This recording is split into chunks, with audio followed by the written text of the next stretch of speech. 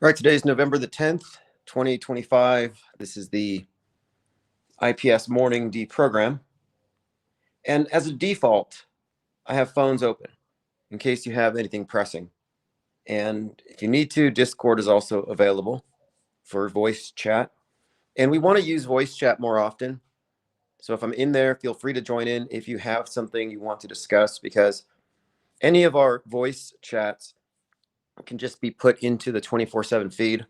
Also, thanks to Armin Ra for sending me some files of podcasts he had done, several episodes, and these are all going into the 24/7 replay archives and best of feed at the Infinite Plane radio channel.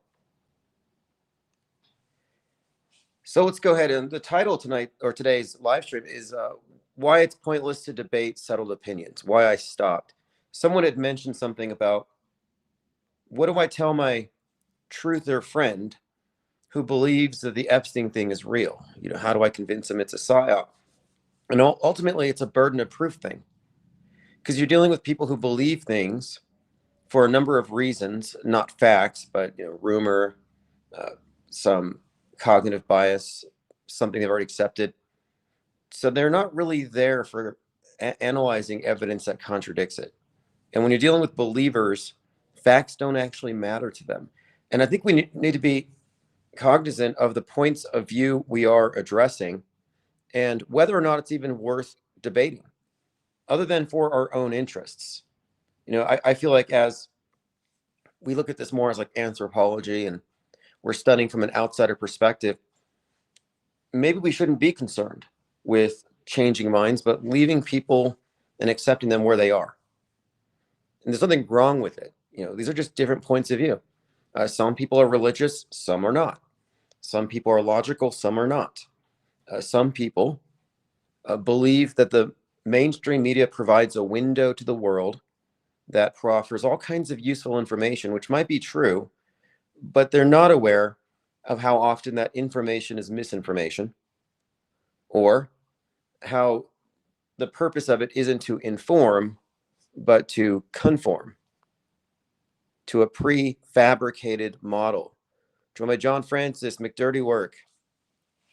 Yeah, thanks for joining. I think I saw you and some others in DLive. I have a lot of platforms available to me. So as soon as I can upgrade to the business of Restream, we'll be on about 8 channels. Right now we're on 2 YouTubes and a Twitter.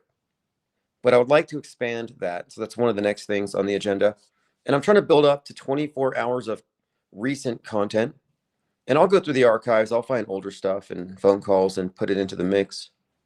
We just want to make sure we're not pulling in anything that's going to get us canceled.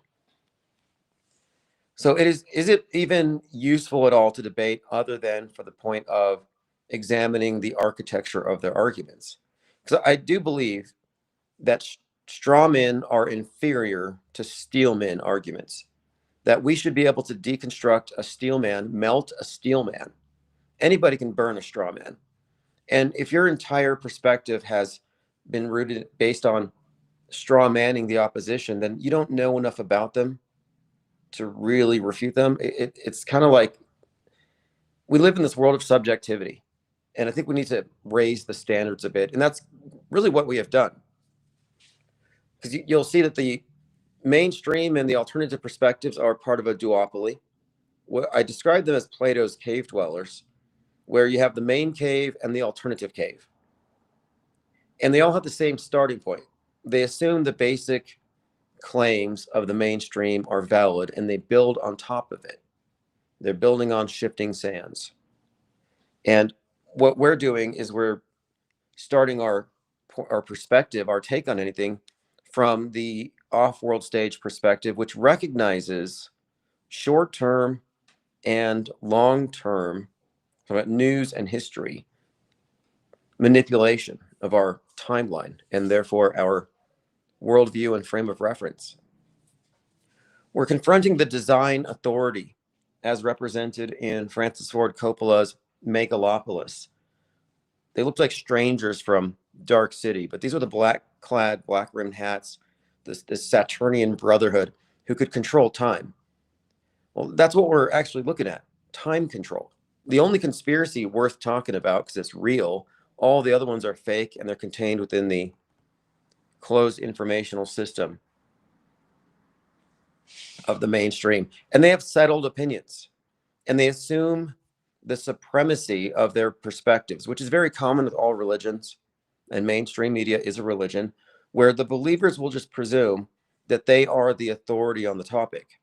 And if you can't refute it to their satisfaction, they feel very comfortable defaulting back to what the mainstream believes. So the mainstream does not have the right or the authority to be the default arbiter of what is true. It shouldn't, not if you've been paying attention for any length of time. The same people who lied about fill in the blank psyop are going to lie about tomorrow's psyop. It's not like we wake up tomorrow and everybody's honest. It's not that it's lying out of malice. It's lying because that's what it's built to do. And by lying, I mean it's creating a worldview. So it's not doing what news is supposed to do if you think news is objective and open to facts, open to revision, but it's not. It's like settled science. It's kind of a contradiction.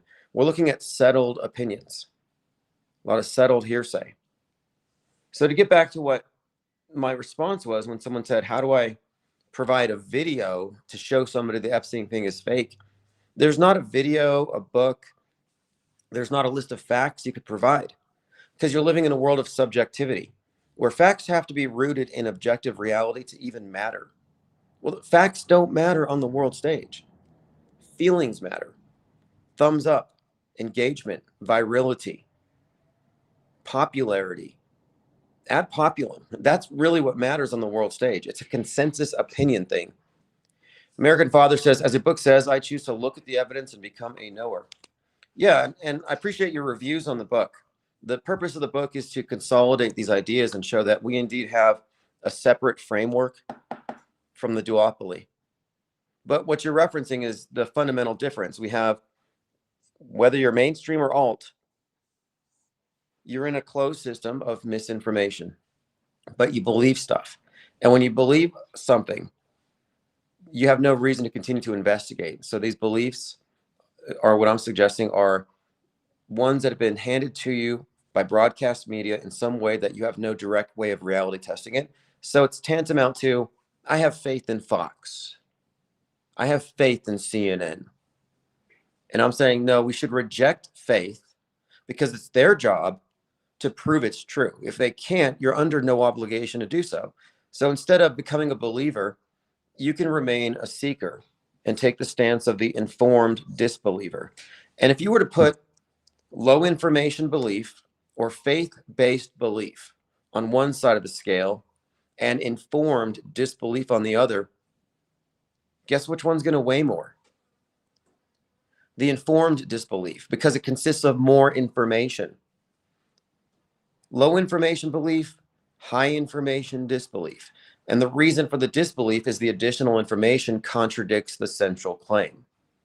So we're not saying things are fake out of ignorance. We certainly do not say everything is fake. And I get accused of that every once in a while. Someone says, you go too far when you say sports might be manipulated. You can't just say everything's fake. It's like, I've never said everything's fake. I've consistently made the point that a small percentage of news is fake. Good liars don't lie with every breath. That's a bad liar. That's somebody nobody could trust. A good liar gains your trust. They lie strategically for advantage when they know they can get away with it. Media is a good liar.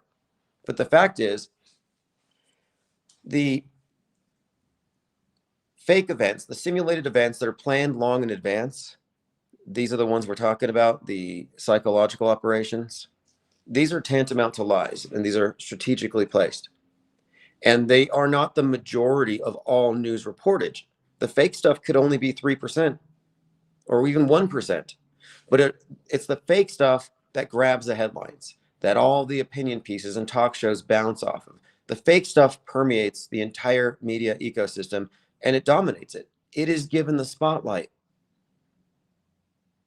So we don't even have to say everything is fake. But even the stuff that isn't fake, like when they report that the sky is blue, the reporter is standing on top of an edifice of fakery. a worldview built upon known and well-documented and exposed lies. Angst G says only deliberate frauds or severely programmed individuals are offended by skepticism. Yes. And another point too that I think is important to clarify is that the mainstream worldview doesn't really investigate our claims. They reject it. They say, oh, you need to touch grass. You're crazy. Put on a tinfoil hat. And you hear this from conspiracy theorists, which is ironic.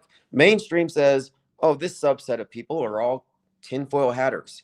Well, the tinfoil hatters are calling us crazy. But they're calling us crazy because the things that we say are outside of their box. They don't have the information we do to share our conclusions or even to deconstruct them.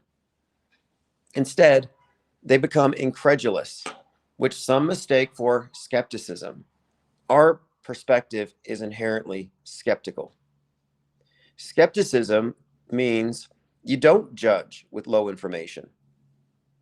You wait until you have high information and then you judge. So we're talking about suspension of judgment until we get more data. We want to know as much about the proposition we disagree with so we can effectively get rid of it. On the other hand, the mainstream approach, the mainstream approach is to not look at the other information, to call it crazy, throw an ad hominem, shoot the messenger, and ignore what they have to say. So their perspective is willfully ignorant. Especially when you explain many times in a row that we're not calling everything fake. We're talking about strategic propaganda lies. So now let me get to something else too. I got a couple of comments back to back, and this is what I think agents look like. So think about how small this channel is. David John Rivington McDonough says hello with a question mark, which is kind of interesting. Normally you say hello. So this is more of a hello. Like, I guess asking if we're live. I don't understand your inflection, but hello. So this is a relatively small channel. And what are the odds that a plane crash in Kentucky that made national news would have multiple listeners directly connected to it? So listen to this. I had two back-to-back comments. They were both on the same day. I presume these people don't know each other, but listen to this and tell me what you think. Are we dealing with liars or agents? So one commenter says, I live 29 miles from that airport. I have a nephew who works for the UPS. So there's two people being referenced. Both the husband and the son of one of my clients works there also. The son was in the mechanic shop 50 feet from the crash where it happened and is shaken up over it. So now we have four people who have been brought into the picture as witnesses or directly connected to it. And one of them was 50 feet away from the airplane. Like, what are the odds? Like, I remember watching this truck attack psyop in Nice, and there's like rubber dummies dumped on the ground and a blurry cell phone guy running around recording it. And some guy's like, how dare you say this is fake? That's my girlfriend on the ground. Like, your girlfriend is that rubber crash test dummy? What are you doing on a YouTube channel with 33 live viewers instead of sitting at the hospital bed beside your dying girlfriend? Like, take a picture of her to convince us. And that's when I realized a lot of these people in the cult of mainstream media will lie. Self-appointed T cells, like they're the immune system of the beast media. And they're like, I must defend mainstream lies at all costs. And I call these people out as media advocates. Like, how dare you call it fake? I'm like, why are you a media advocate? What's your evidence? You're just citing what you saw on TV? And they're like, I'm not a media advocate. Well, then whose advocate are you? What is your perspective? And I'm just bringing up the point that the mainstream perspective is the default, and people assume it's the same thing as objective. By the way, the plane apparently clipped some telephone poles, very 9/11-y. How many flights have been grounded? Thousands and thousands of flights have been grounded. This whole event, I'm talking about the plane crash, has had 9/11 written all over it, from Dick Cheney's death, Muslim mayor, car blowing up in the Bronx, injuring 5 firemen. Somebody got some white powder sent to them. The shenanigans of the airlines shutting down. Not to mention the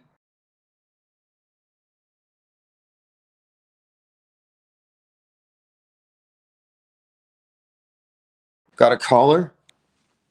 Hey, I'll make this real quick, because what you're really trying to distinguish here is between outright agents or conscious operatives versus useful idiots, people that pawns, people that are being manipulated.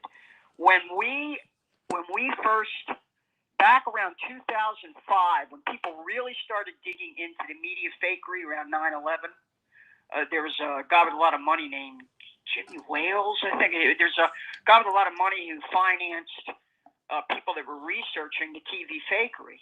This is just before September Clues was released, maybe about a year or two later. Okay. But people were catching on to the central role of the media in 9/11. And we were desperate to get out. Everybody, of course, listened to Alex Jones. Alex Jones was the only, let me tell you something, there were only 2 places you could go to listen to radio where people were talking about, 9/11 being an inside job. And one of those was Alex Jones on GCN, Genesis Communication Network, owned by, I guess, Ted Anderson, who was a silver dealer. Yes, I remember him. The other one was RBN, Republic Broadcasting Network, run by John. He's dead now. Oh, man. I'm having a senior moment, but I'll get back. I'll remember his name. But that was it. There was just another. There was a guy named Aronowitz over in England or something, who started a station to talk about 9/11 being controlled demolitions, and then he kind of got shut down. They shut him down. But we were desperate to get Alex Jones to look at that ridiculous image of Flight 175 disappearing into the steel rebar reinforced concrete of South Tower, like Alex Jones, the guy who was shirtless and pantless with Russell Brand on his back doing push-ups yesterday. Okay, that guy. Hey, let's assume that's it. Let's assume that's now an Alex Jones replacement or impersonator. Jake the Awake thinks so. I don't know, but I just want to really pinpoint this. We started calling up Alex Jones during his show, and you wouldn't believe what he did to sabotage us. He said, "You're ridiculous." He said, "I've worked in the media for 30 years, and that's not media. People could never do something like that." Well, it makes me so angry to remember. And then he just started hanging up and shutting people down whenever they wanted to talk about the media fakery. Right, that's right. So when he was like the sole gatekeeper, and he slammed the door. He was definitely gatekeeping at that time. Very hardcore. We had another term for that. We called it bodyguarding the media. Ooh, nice. That's what they're bodyguarding the media.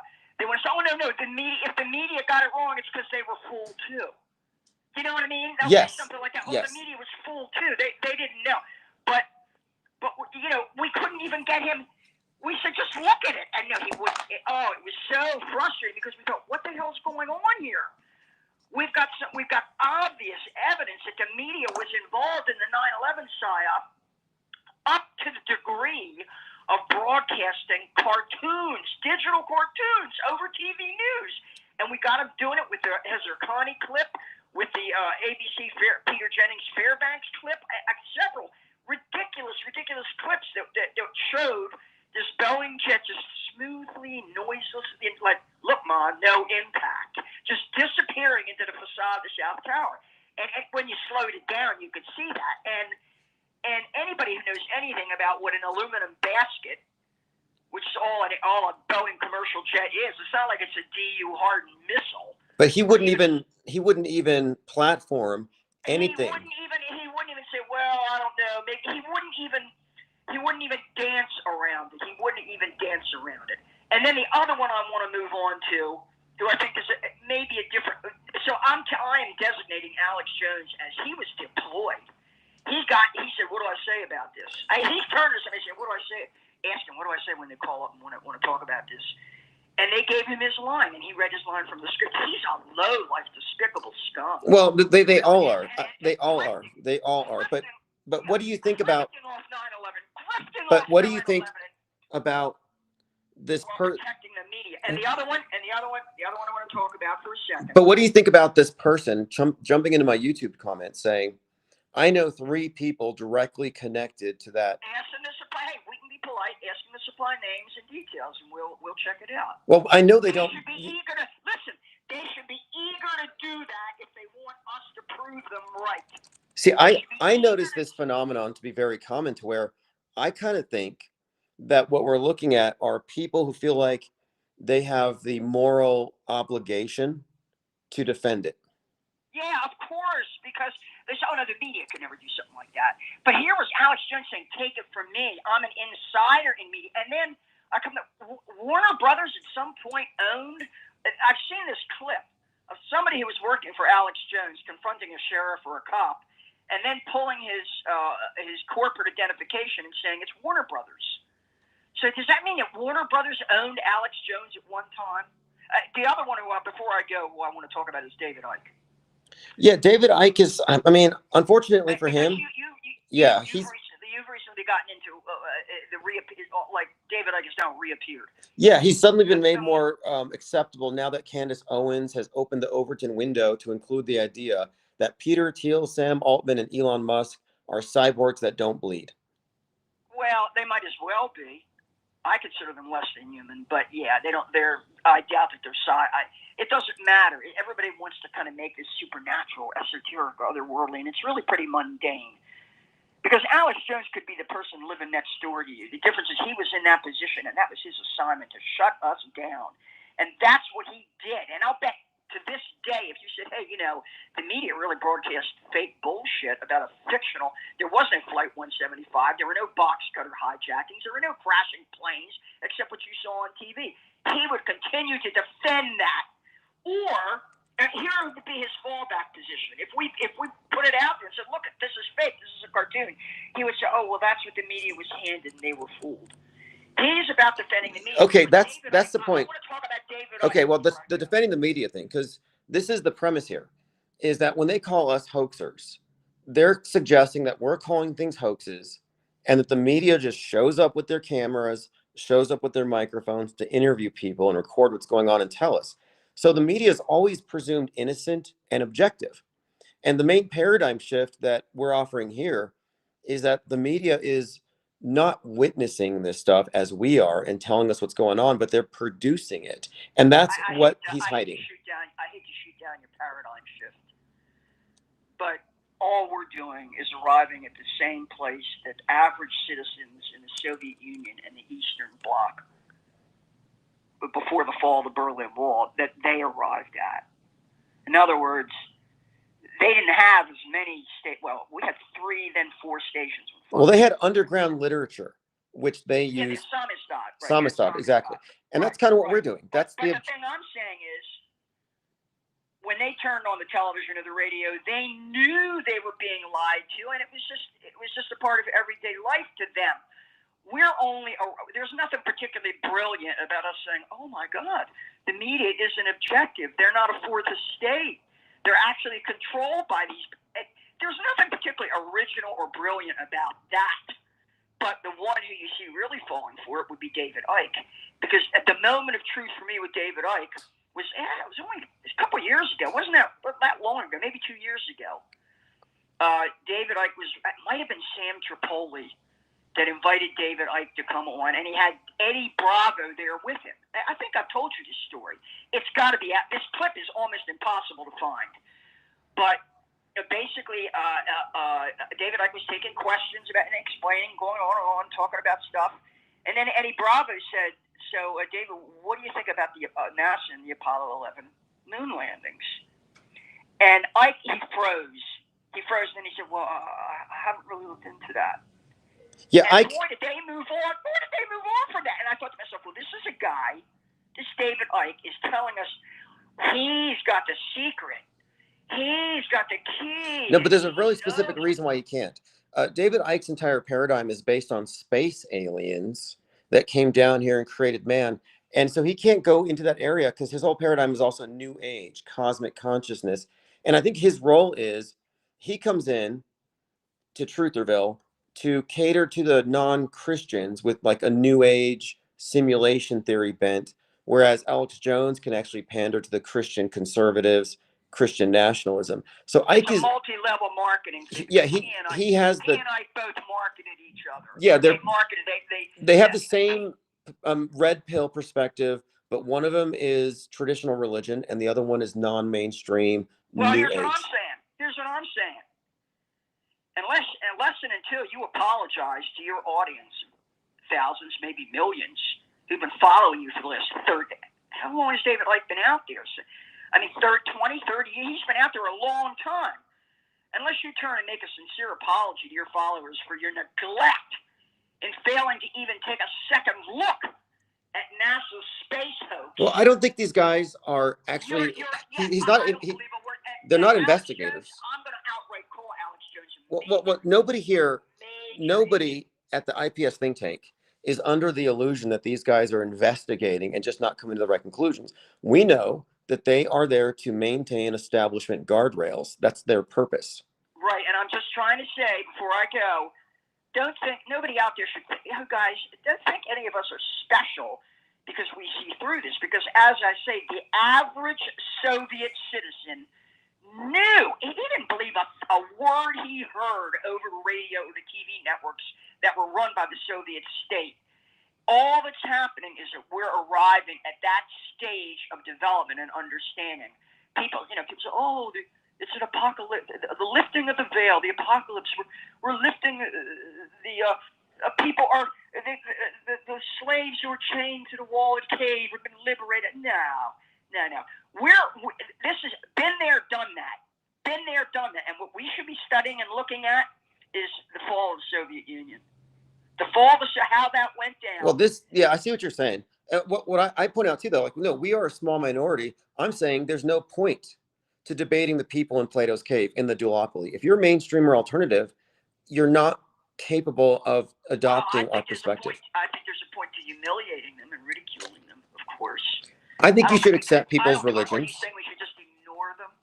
I think we should ignore them because we don't have the time and resources and energy. They're not marginal enough. When they've been thoroughly discredited, then we say, we can ignore these people. We may have arrived at that with Charlie Kirk because everywhere I go on social media, people are, they're all rejecting the official Charlie Kirk narrative. Look, my relatives are. They have different opinions. And the idea that he might still be alive, that's not so far-fetched. But here's the problem with that. Even if somebody can come to the conclusion that he's still alive, if they don't grasp the context in which the fakery takes place, the fact gets submerged in the sea of irrelevance. And that's what I'm trying to do here is explain that facts don't matter in the subjective world stage universe. We need to get outside of that. Then they're ignoring common sense and simple reasoning. Fool me once, shame on you. Fool me twice, shame on me. Fool me 3 times, 4 times, 5 times. I mean, somebody loves to be fooled.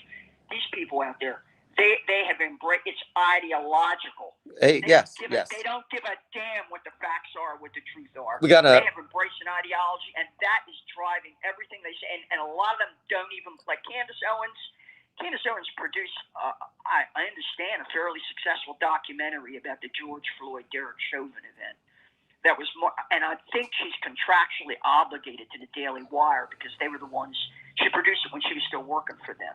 She's probably still working for Ben Shapiro, doing the controlled opposition, woke right thing to help make him look good. I don't think these people are separate. Yeah, I wouldn't be surprised. Let me go and leave, and let's get other people to call. Okay, well, we're going to use your term, media bodyguarding. That's an important concept. Absolutely, bodyguarding the media. That's what they're doing. They're bodyguarding the media.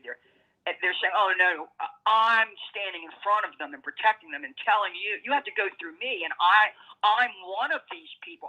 Yep. This is what Jones would say. that first couple times people called up to talk about the TV faker, he got real annoyed. And then he would say, that's ridiculous. He said, I've worked in media that was his argument. I've worked in media for decades. Yes. And there's no way they would be that So they could. We must there was call no way out. They could get away with that. There's no way. And when people continued to call and bring it up, he would just shut him. He just hang up on them. We got to call out the media bodyguards as such, make them own that title. He did that. The other one who did that, I think, was Jack Blood. His name was. That's not his real name. There were only a handful. There were only a handful of broadcasters that were even talking about 9/11. It's almost like they steered us. They funneled us Successfully, into GCN and RBN, because I'm telling you, there was no place else to go. Exactly. And we couldn't believe that Jones was doing that. He was going to protect the media like this, but he just shut us down. And that, I'm telling you, and that's already back in 2005. Yes, ancient history, but it's revealing. It's revealing. Right. But I agree with Jake. For all we know, they could have replaced Alex Jones with a digital synth or a or a rubber, or fax suit. Who cares? Why is anybody?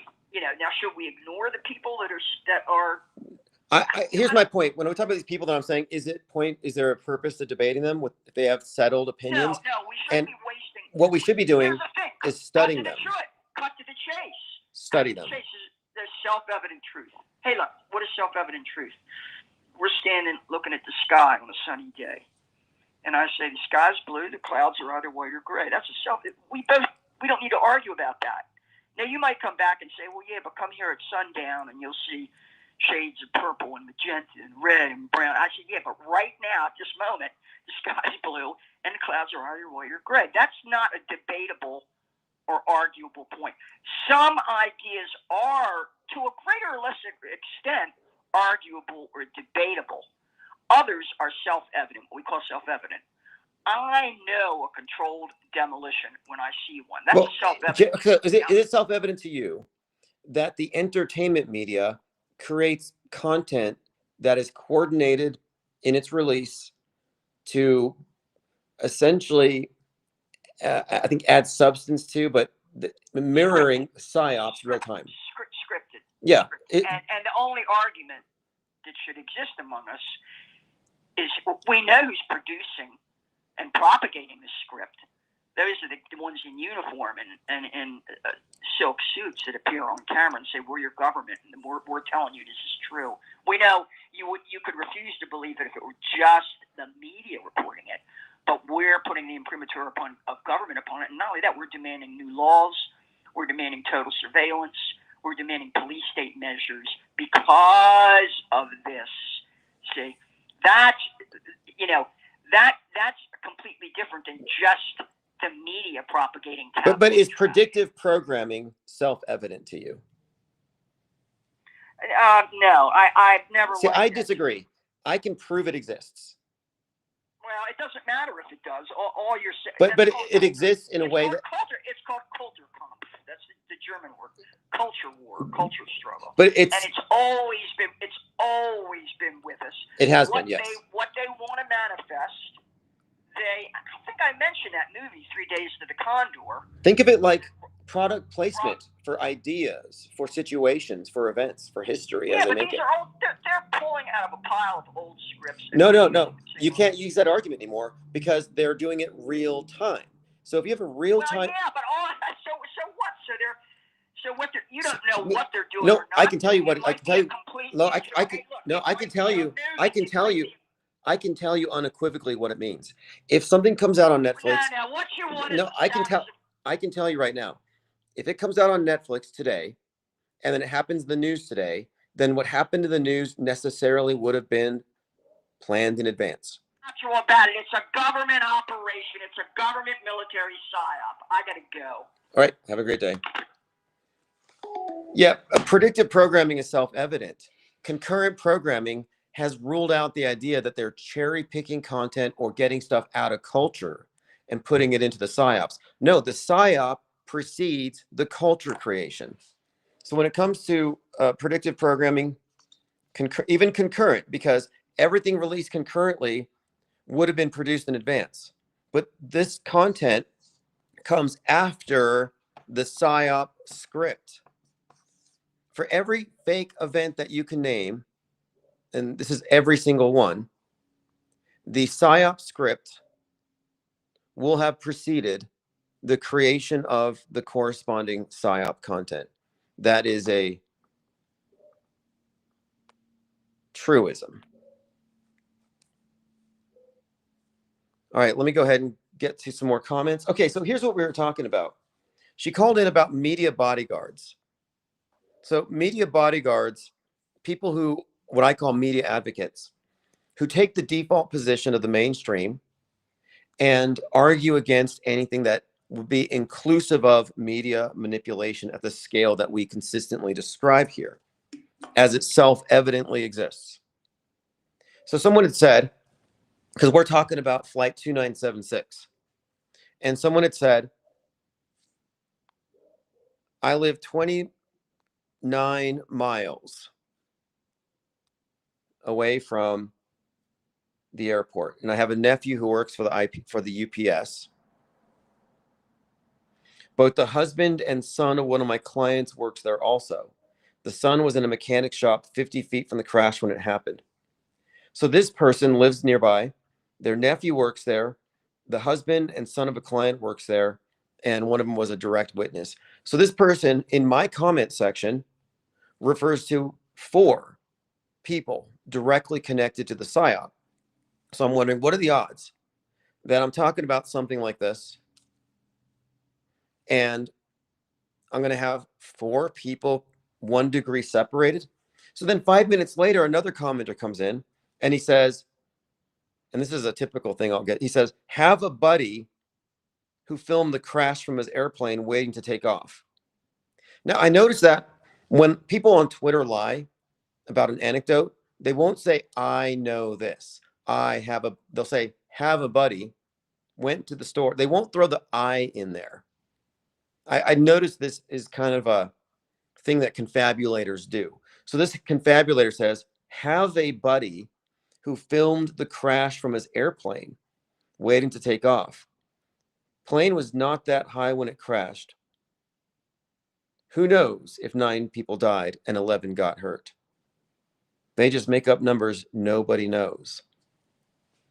So he's suggesting it's real and all the number stuff was made up afterward, which makes 0 sense when you consider the wider context of the plane crashing after Cheney dies on 11/3. I mean, the whole thing is just super coded. So anyway, so we have the buddy.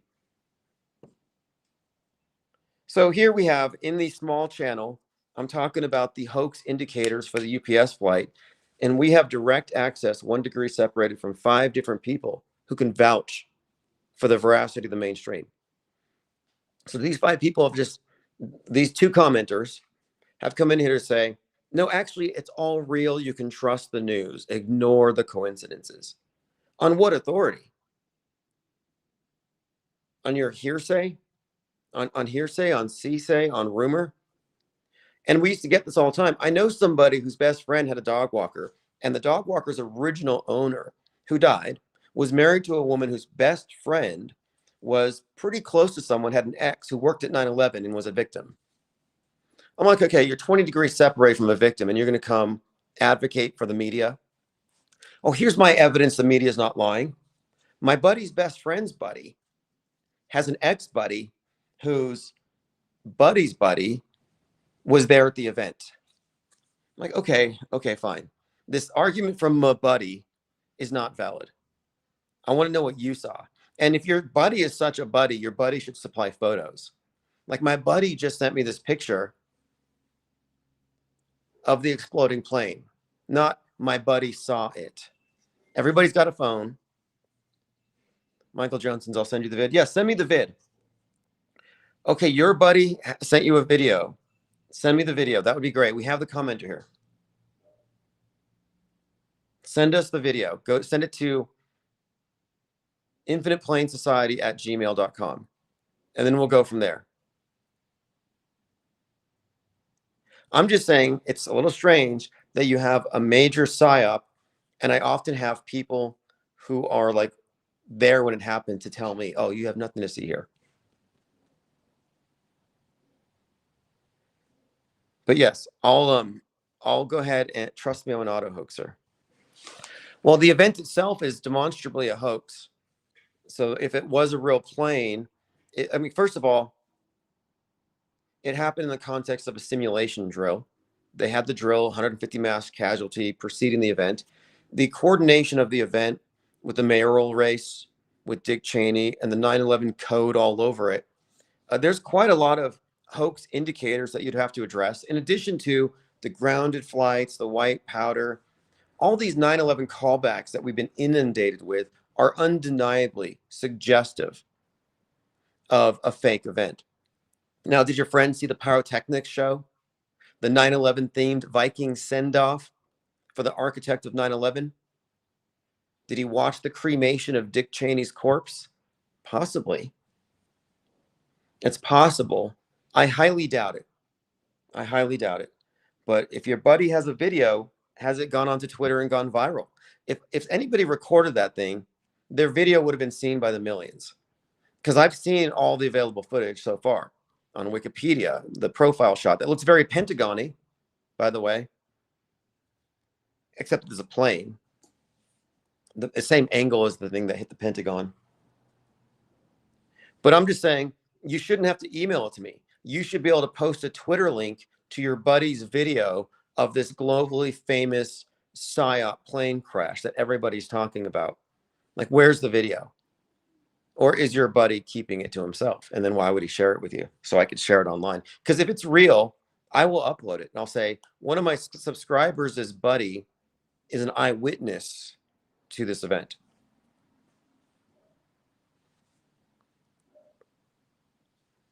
So yeah, no arguments from my buddy. Now, what about the other person who is near the airport and her husband's son's clients work there, and her husband's son was working 50 feet away from it? So we got somebody 50 feet from ground zero. Unbelievable. All right, so to get to the point, and the caller reiterated this here, is that the default position is the mainstream media is objective and they're just witnesses. And that is a major point. I'm glad that that caller brought that up, the fact that we're supposed to believe that the media is being fooled. Like the media got tricked by these crisis actors and the fake bodies. That's not how it works. The media produced the event. Because 100% of the time, the media, we have full spectrum coverage of everything happening. So it's always watching. And so we're supposed to think that like, that's all they're doing. But I would say 95% of the time, that's what they're doing. They're covering events. The 5%, they're manufacturing it. So, I mean, how do you think our history is being fabricated? They write the script for future events.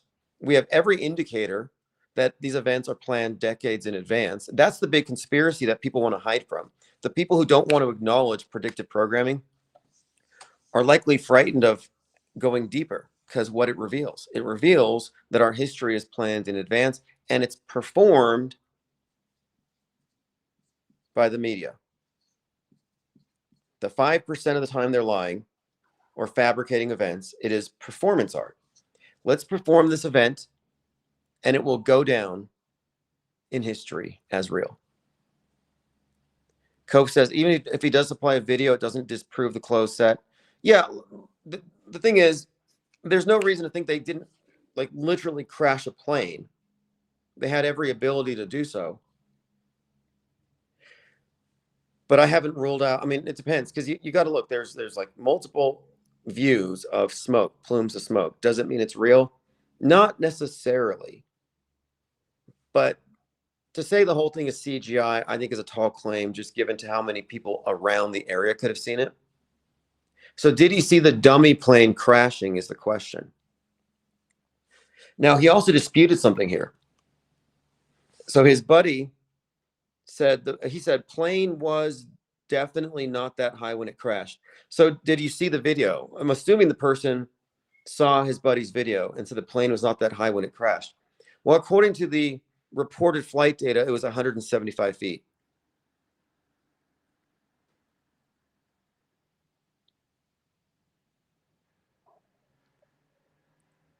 But I'd like to see the video, and I'd be very curious if somebody recorded it showing that it did not go 175 feet. And then I'd be curious if they didn't put it online. Like if I saw that, I'm like, wait a minute, my buddy's video shows the plane crash and it only went up 33 feet. Like that's noteworthy. I bet the media's lying. Why are they lying about this? But we'll see. I'm just saying the video should be on Twitter. It should be on X. We can't cite video you don't actually have. And that's essentially what you're doing. Based on the authority of this content, we can reasonably conclude this event happened. Well, where's the content? It's on my buddy's phone. I mean, how many actual videos do we have? And another point too, because we've been looking at these various videos, except for this mystery video that we're waiting for. And any one of these could have been produced during the drill. I mean, the various angles. So we don't actually know for sure. Now, during the drill, they were burning some stuff, but it wasn't some huge, magnificent explosion like they did on that day. But looking at it as an anomaly in isolation, like, oh, a plane crash in isolation, yeah, that's not really that challenging to accept as real. The only reason we looked at it closer, and I've got 510,000 hits on my Twitter, my X. What do you call these things now? Tweets, X's. My X post has more than 500,000 impressions, where I was pointing out the correlations between the event and 9/11. And I pointed it out day one. Since then, the 9/11 references have piled up, from Cheney to the new mayor, to the fireman being injured, to the Muslim terrorist named for the same airport, Muhammad Ali Airport. Like the whole thing is so obviously scripted. Or the universe has a tremendous sense of irony and humor that the day Dick Cheney dies, a plane crashes and a Muslim takes over New York, and the Muslims reputed by the right to be, I mean, they say that he's a terrorist or a socialist or something, because I think these things are interchangeable to them.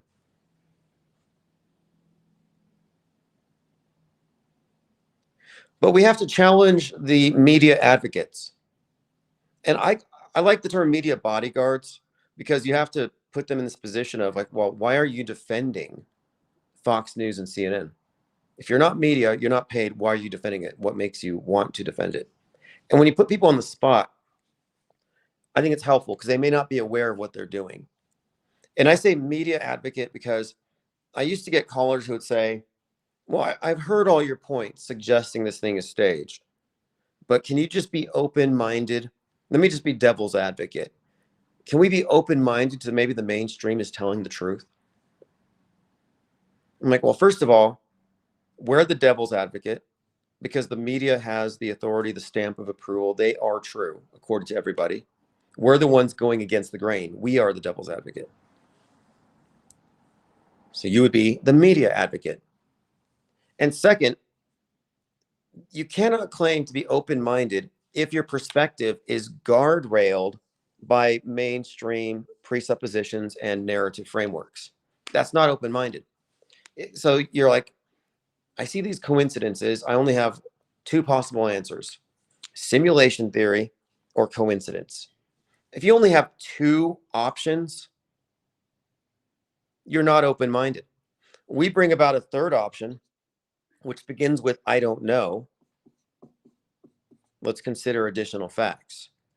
And the third option is, well, maybe it's not the simulation because that's fake. Maybe it's not coincidence because this is coming from a media infrastructure known for fabricating events, and this is a standard template style of event. So maybe it's intentional.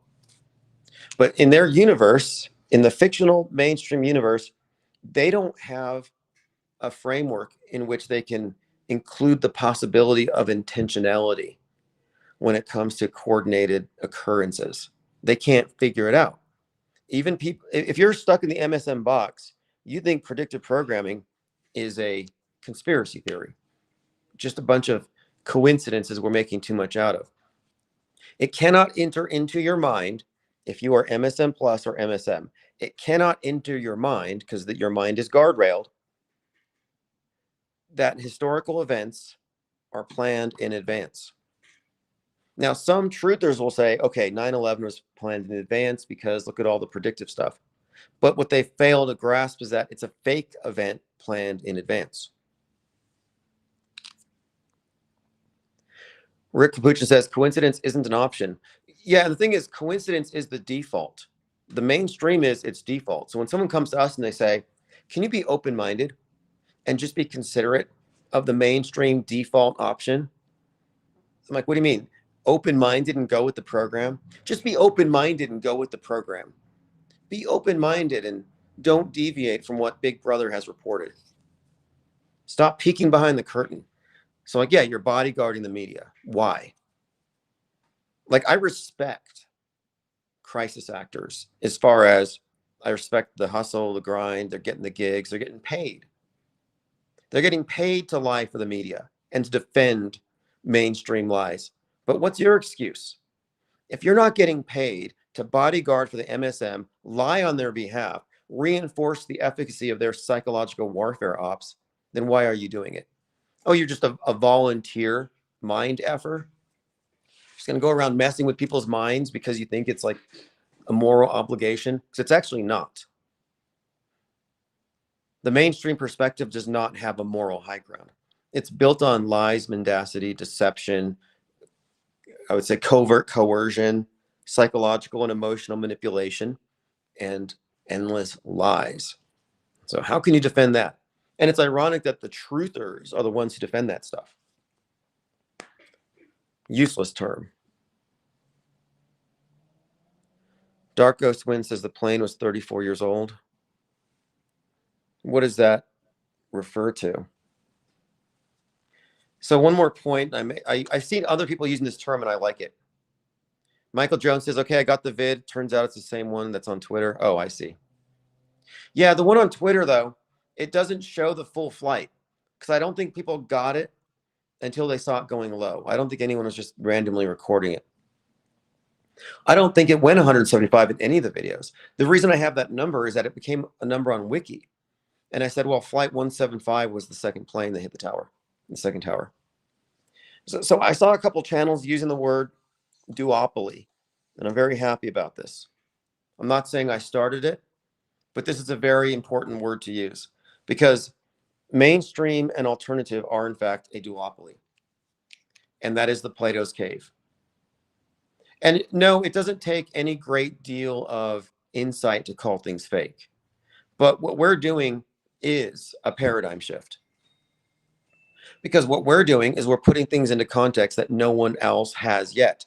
You realize that nobody in Trutherville has figured out what predictive programming is. Not one. They all still think that it's wizards or simulations or video games, or they can't even confront it. I encountered many of these. The bigger the channel, the harder a time they have with this because they're attached to the program. They can't even confront it. And I don't think it's that they're paid not to, because I would presume they knew there was something to it. And I think it's a big secret. I think we're just looking at indoctrination and alternative indoctrination. Worst Nightmare says the forest of fakery. Yes. See, let me draw the forest of fakery for you. So if you're not familiar with it, there's actually a book, a short ebook that I have on Kindle called The Forest of Fakery.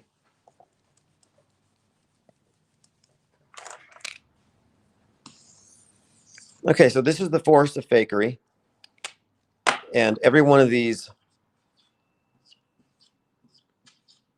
and I can draw better than this. I think you all know that, but these are the trees.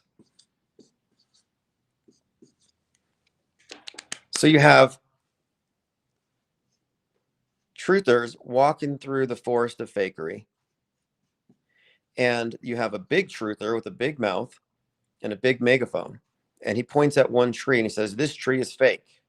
We'll call this one 9/11. And then he points out this tree is fake. We'll call this one Sandy. And then we'll call this one fake. And we'll call this one C-19.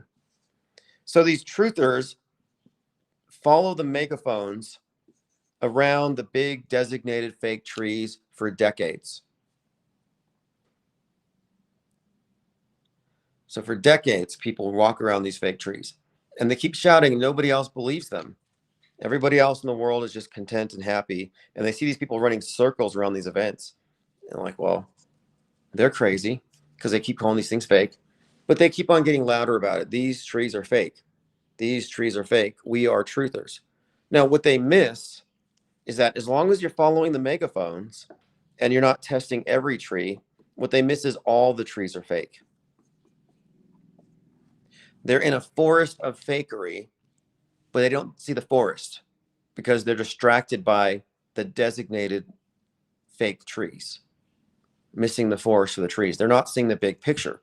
So the big picture is whenever you look at an event like the Charlie Kirk thing, it's not the Charlie Kirk thing. It's the Charlie Kirk thing in the context of every fake event that came before, like the girl in the subway. I think you could include Butler, Pennsylvania. You could include a number of events and situations that are relevant to the universe of Charlie Kirk and all the January 6th, all those actors, all the pundits around it. So you have to look at the big picture. They exist in a system of fakery, systemic fakery. So the fake things aren't anomalies. Like every few hundred events is every 200 events, there's going to be a fake one. No, that's not how it is. No. And I'm not saying everything's real, but if everybody's focusing on it, if it's suspiciously similar to previous events, yeah, it's certainly worth looking at in the context of it's probably fake until proven real. So 9/11 is ancient history. Sandy Hook is ancient history. There's 30 other mass shootings we should be looking at. And we should be looking at the commonalities.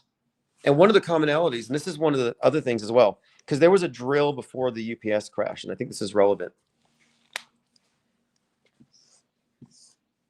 So you have the predictive content, predictive programming, foreshadowing, and that's the stuff that leads up to the event. Then you have the real-time stuff, the concurrent, and the concurrent stuff is undeniable. This proves predictive programming is real, and the concurrent stuff that comes out at the exact same time as the event means the event was planned in advance, because it takes time to produce a movie scheduled on Netflix. So you have these two categories of content flooding the media ecosystem, the stuff that came before and the stuff that happens at the same time. Again, the stuff that happens at the same time is damning for anybody who still holds on to the illusion that these are just coincidences. Eric Kirk has debunked that for us. But even if you choose to ignore this stuff out of just belligerent ignorance, there's still drills. Why are all the major psyops happening during drills? Like when the flight AA something hit the Black Hawk helicopter, I was like, well, if it's fake, we're going to see indicators. There's going to be an immediately implementable political agenda. It's going to be bifurcated in its response, which it was. Right wing blamed DEI, left wing blamed Elon Musk and Donald Trump and Doge and government cuts.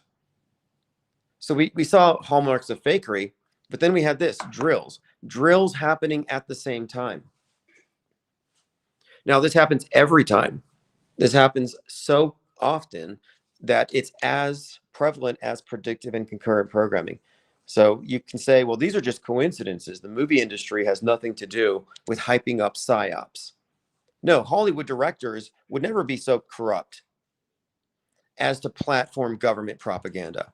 Okay, you can believe that if you want. You can rule it out as coincidence, but the drills also indicate that the event is pre-planned. And if it's pre-planned, it's fake. Pre-planned equals fake.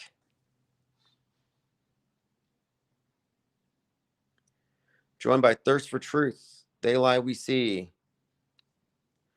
Bird's Nest Rat Fest says, who created it? What for? Which type of beings exist within it? What's our duty? Well, it's an extension of, it's a new iteration of religion. So we have a one world religion, whether you like it or not. We have a one world governance, whether you like it or not. And it's been largely accomplished through the synchronization of worldview, which you could call worldview warfare. It's not something that's coming. It's not something that you can protect yourself with an AR-15. Not something you can defend against, because it's already here. We're already living in it. You were born into the matrix, born into the bondage. And the only way out of this Truman Show, of this matrix, the only way out of this closed informational system is to adopt a perspective that is outside of it. Inside your perspective is the same as Wikipedia.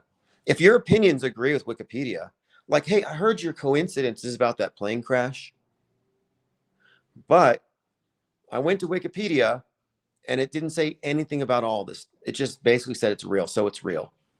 Okay, well, if your opinion echoes Wikipedia, your perspective is mainstream mediated.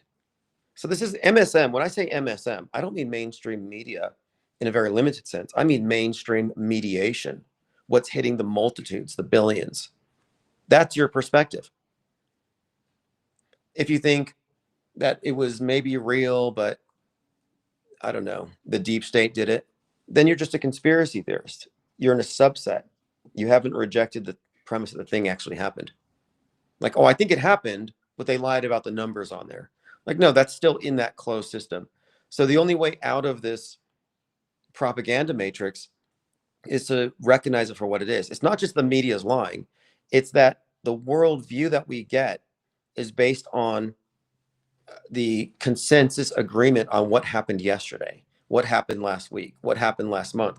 In other words, fake news is history. Or real news distorted by fake news. Our distorted worldview is the result of media distortion. Or you could say worldview curation. So the mainstream worldview is non-objective. It's subjective. It's a subjective interpretation, and it's been interpreted for you. And it rests upon every fake event, every bent news cycle, all these lies, staged events that create our false history. That is your world stage perspective. So you're co-signing this. When you say, I'm going to trust the mainstream news on this, not you tinfoil hatters. Well, you just co-signed on a century of lies and fake news and propaganda. You're like, yeah, I'm standing upon a big pile of crap, but I'm comfortable here. This is my stance. Okay, fine.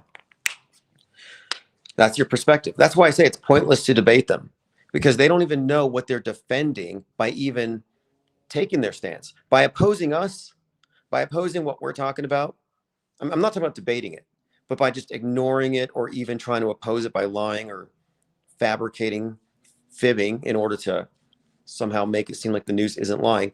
If you're in opposition to us, where are you actually standing? Are you one of the good guys? Well, no, you're actually a media advocate again. So the only way out of it, though, is to recognize timeline distortion, or you could call it history bending, the result of news bending, because news becomes history. So if you don't recognize the long-term effects of news bending, if you don't have history bending in your vocabulary, you're not going to see the world stage for what it is. Once you see it, then you take the subtractive view, MSM minus. So we all exist in the same world, but ours subtracts a lot of the erroneous conclusions reached by Wikipedia, ChatGPT, and mainstream sources. So we have a lot of questions. We have a lot of known unknowns, but we have a fundamentally objective standpoint. It is objectively true that psychological operations become part of our consensus history and consensus worldview. It is objectively true that the mainstream entertainment platforms are all used to reinforce the psyops, which become the fake events. It's all about manipulating belief. They Lie We See has the world's leading skeptic responded to the question at which point news becomes history. I would be interested to know, because John LeBon has written extensively and spoken extensively about fake history. So he's comfortable talking about fake history, but way back here, What about yesterday's fake history? What about last week's?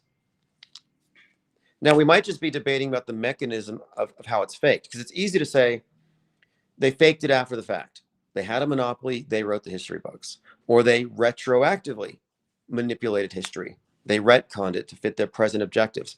But I'm saying, aside from the retro manipulation and debates over what happened, they are proactively creating history.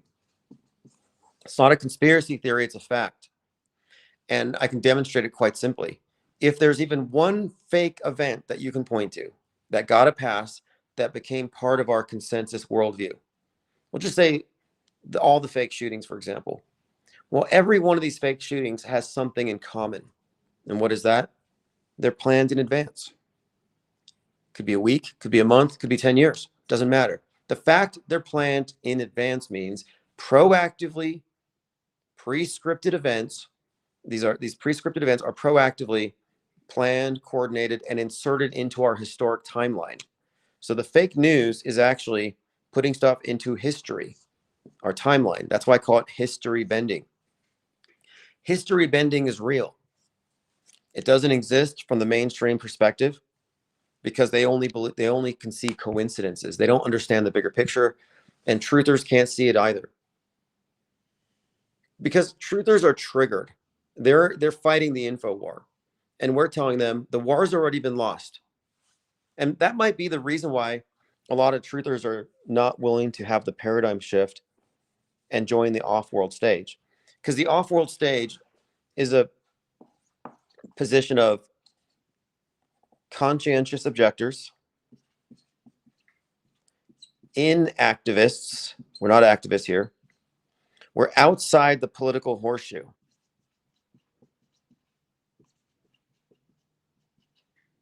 So we're inactivists, we're conscientious objectors to the Psy War, and we're not in the political horseshoe.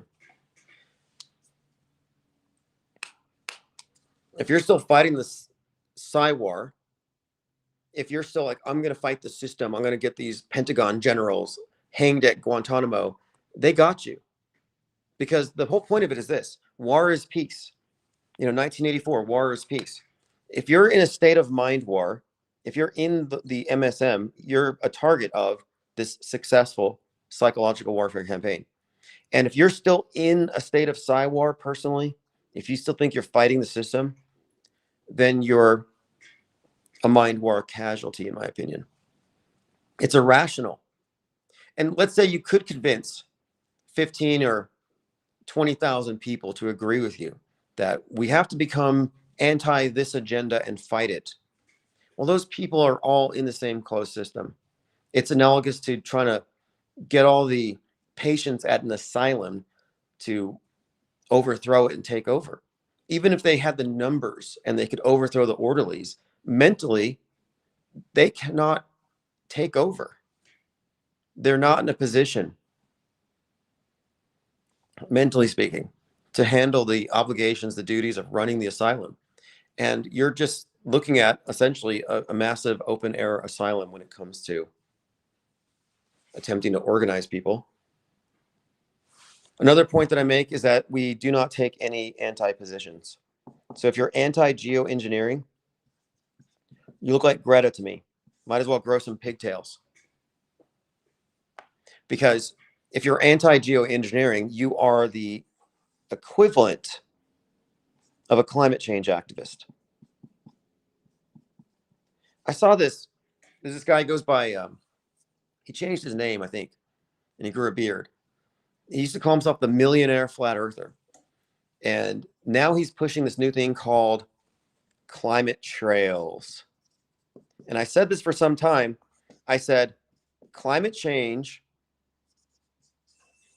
versus chemtrails is a Hegelian dialectic strategy, meaning both anti-engineering and climate change activists both agree that Gaia is under attack by man. They both agree on that. Their only point of contention is that the climate change people blame capitalism and the anti-geoengineering people blame government, blame the state. But they both agree it's happening. Well, now you have this merger where, since Chemtrails have been debunked and everyone thinks it's a clown show. Now they're calling it climate trails to give it more gravitas. But climate trails, chemtrails is a programmed belief for the right. Chemtrails is a programmed belief for the left. Yeah, Hibbler Productions. Those individuals are not, if you ask me, I don't think they're arriving at these conclusions. I think they're just propagandists. Look who they're connected to. We can see through controlled op. So another point too, controlled opposition isn't just big loudmouths with huge platforms who've been planted there to steer our opinions.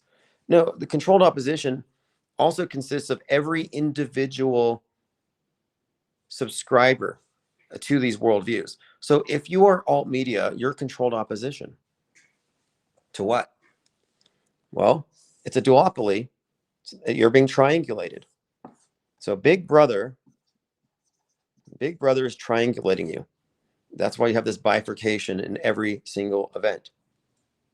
And this is, down the line. But this is a duopoly. It's got one objective, and it's just amazingly successful. But let me get back to the main point, though. The main point was this: it's pointless to debate those with settled opinions. If you're alt media or your mainstream media, your opinions are fixed. They're not your original opinions. At some point, you have to admit this about any event. If your event is contained in one of these boxes, like, oh, I'm pretty sure Charlie Kirk was killed by a Chinese space laser. Okay, well, that's an alt media proposition. Oh no, he was killed by Trump and Erica Kirk because he was taken out so Israel could take over TPUSA, the most, I guess, impactful political action group out there. Well, that's alt media. Mainstream is Tyler Robinson did it. So these opinions are not original. There's no original research going on in these areas. It's all just propaganda dissemination on a timeline. Candace Owens isn't steadfastly researching. She's not Sherlock Holmes walking around that university with the magnifying glass trying to figure out who did it. She's not actually doing that. No, she's on a timeline. She's dropping talking points. There's a reason why she's the number 1 podcaster. It's not because she's gone out and done some fact finding and she found some stuff because she's a sleuth all of a sudden. No, the thing is, she's a propagandist and she has been put there to maintain the integrity of this system. They need the alt media just as they need the mainstream. It's a closed system, but it's split down the middle, and it's always going to be divided. They need you to have chemtrail believers. They need to have climate change believers. They need that dialectic. They need that tug of war. And this is what I think Orwell meant when he says war is peace, because the mind war has pacified us. That's why I say it's useless to fight the system, at least from within it. You cannot effectively oppose it from within. It's like Truman in the Truman Show. You got to get off the stage. And that's why I coined the term off-world stage. So if you're off-world stage, the main difference is your perspective now includes news bending, history bending, which is long-term effects of news fakery, and the recognition of the world stage, which is a model, and how this model is built upon a lot of manipulated media. Additionally, we have awareness about special effects, about how psyops are accomplished, and we have plenty of what I call hoax indicators that we've assembled over time. Like, what would indicate this thing is a hoax? Well, drills. We just watched it on Netflix 5 minutes ago. Crisis actors with wildly erratic testimony that doesn't match the event. Immediately implementable political agendas. Press conferences 10 minutes later where, this is Scooby-Doo justice, where in the duration of one news report, you find out who did it, why, you read their manifesto, they arrested the guy or he killed himself, or he's on death row. The media is judge, jury, executioner. And before the end of the day, you know the whole story. You formed your opinion. You hate half your relatives because their opinion's different. But they get it all done in one episode. Like, now we're going to find out who the bad guy really is. Thank you, Thirst for Truth, for the generous support of the IPS think tank. Without that support, we would not be able to continue this research. And what we're doing here is research-oriented, empirical research.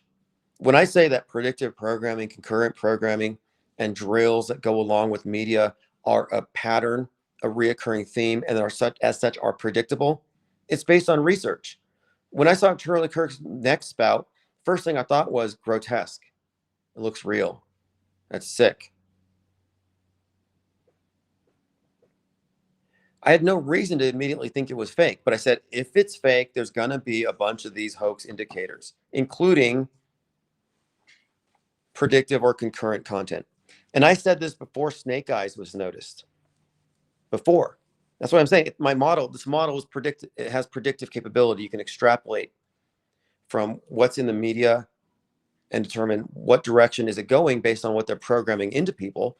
But you can also, by looking at this as a model, you can recognize standard hoax indicators, templates that have been implemented. So I should not have known that there's going to be some significant predictive content for this event. How did I know that? I'm not psychic. It's because we have established a model here. So not only did we predict Snake Eyes, or that there would be a Snake Eyes, which has been widely commented on, it's not just us, but we also picked up on Tempest, which came out the same day and had even more connections. Then we find out about Heads of State. Then we find out about Emerson Drive. Then we see the Thought Crimes Podcast 33. Then we see, in addition to this, Erica Kirk, her continued actions as they mirror the Tempest. Then we find these strange connections between Snake Eyes, actress, next to Charlie Kirkland, and the Heads of State, Vice President Kirk, which then ties in to Erica Kirk and J.D. Vance's love affair and a lot of the rhetoric about her becoming a future VP. But what we're talking about, I could add in 20 other things. I could add in Americana, the significance there. I could add in Ryan Routh trying to stab himself in the same part of the neck, the significance there. We could talk about the JRE podcast, Joe Rogan Experience, with Charlie Sheen joking about getting sniped before they talk about Charlie Kirk. So we have an entire litany here of concurrent events or podcast movies. Roger Stone, for example, he's like, oh, it's too bad CK just died because he just called me and he wanted to do a podcast about the JFK assassination. And now we have the real-time comparisons of Erica Kirk to Jackie Kennedy. And the list is just blown up. And these aren't cherry-picked. These are things that were in a very coordinated way, synchronized with the event. Now, all of this is just to say that if the event were real, none of this stuff would have also have occurred. That's not how reality works. Reality does not follow Netflix. PSYOPs do. PSYOPs imitate Netflix.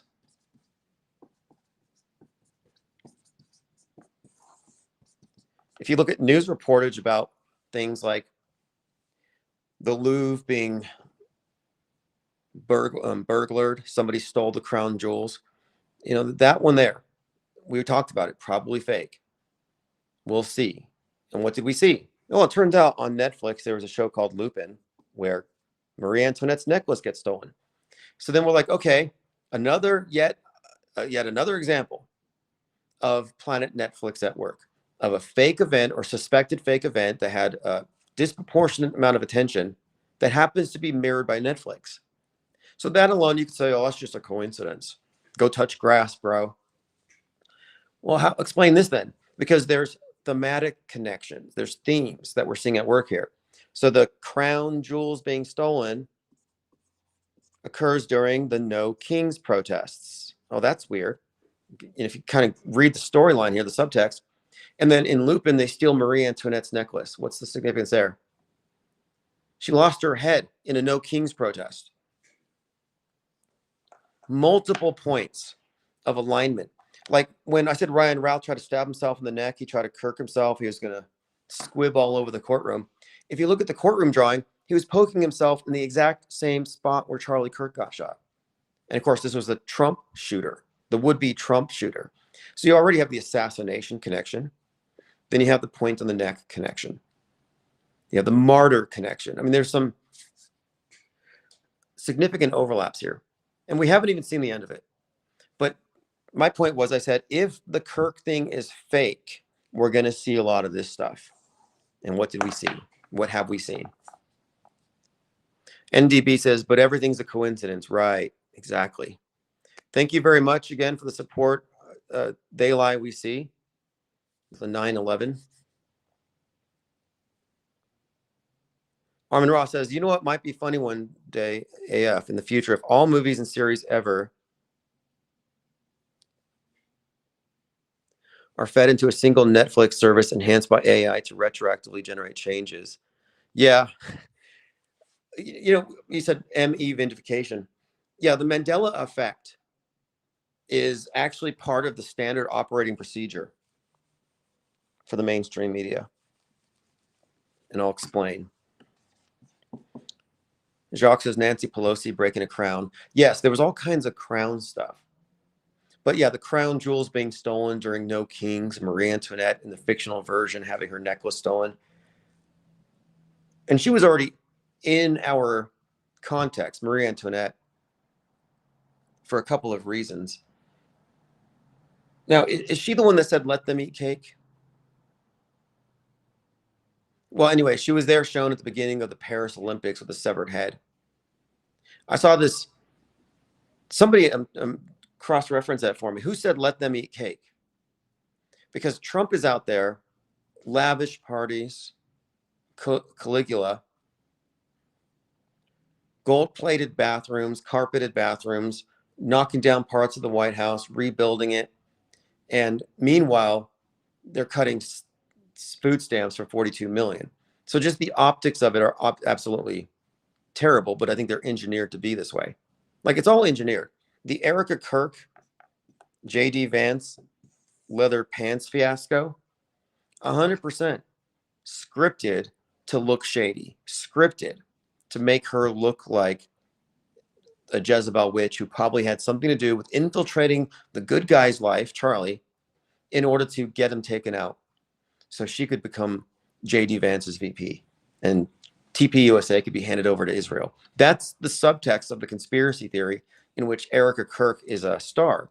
That's what Candace Owens implies and denies saying, but that is her implication. So the Mandela effect is technically the misinformation effect. And the misinformation effect is what happens when you recall something and your recollection is affected by your present context because your memories are always malleable. So the misinformation effect is how your memories are altered by what you're experiencing when they are recalled. That's why the Mandela effect people are not lying. The Mandela effect people legitimately believe that they saw fill in the blank Mandela effect happen, but they didn't actually see it. What happened is when they were queried about it, hey, do you remember A or B? Their imagination was prompted. And this imagined version of it gets filed with the memory. That's the misinformation effect. So the Mandela effect is actually a weaponized misinformation effect. Can we mess with this body of people and screw with their memories? And the answer is yes. The answer is 100% yes.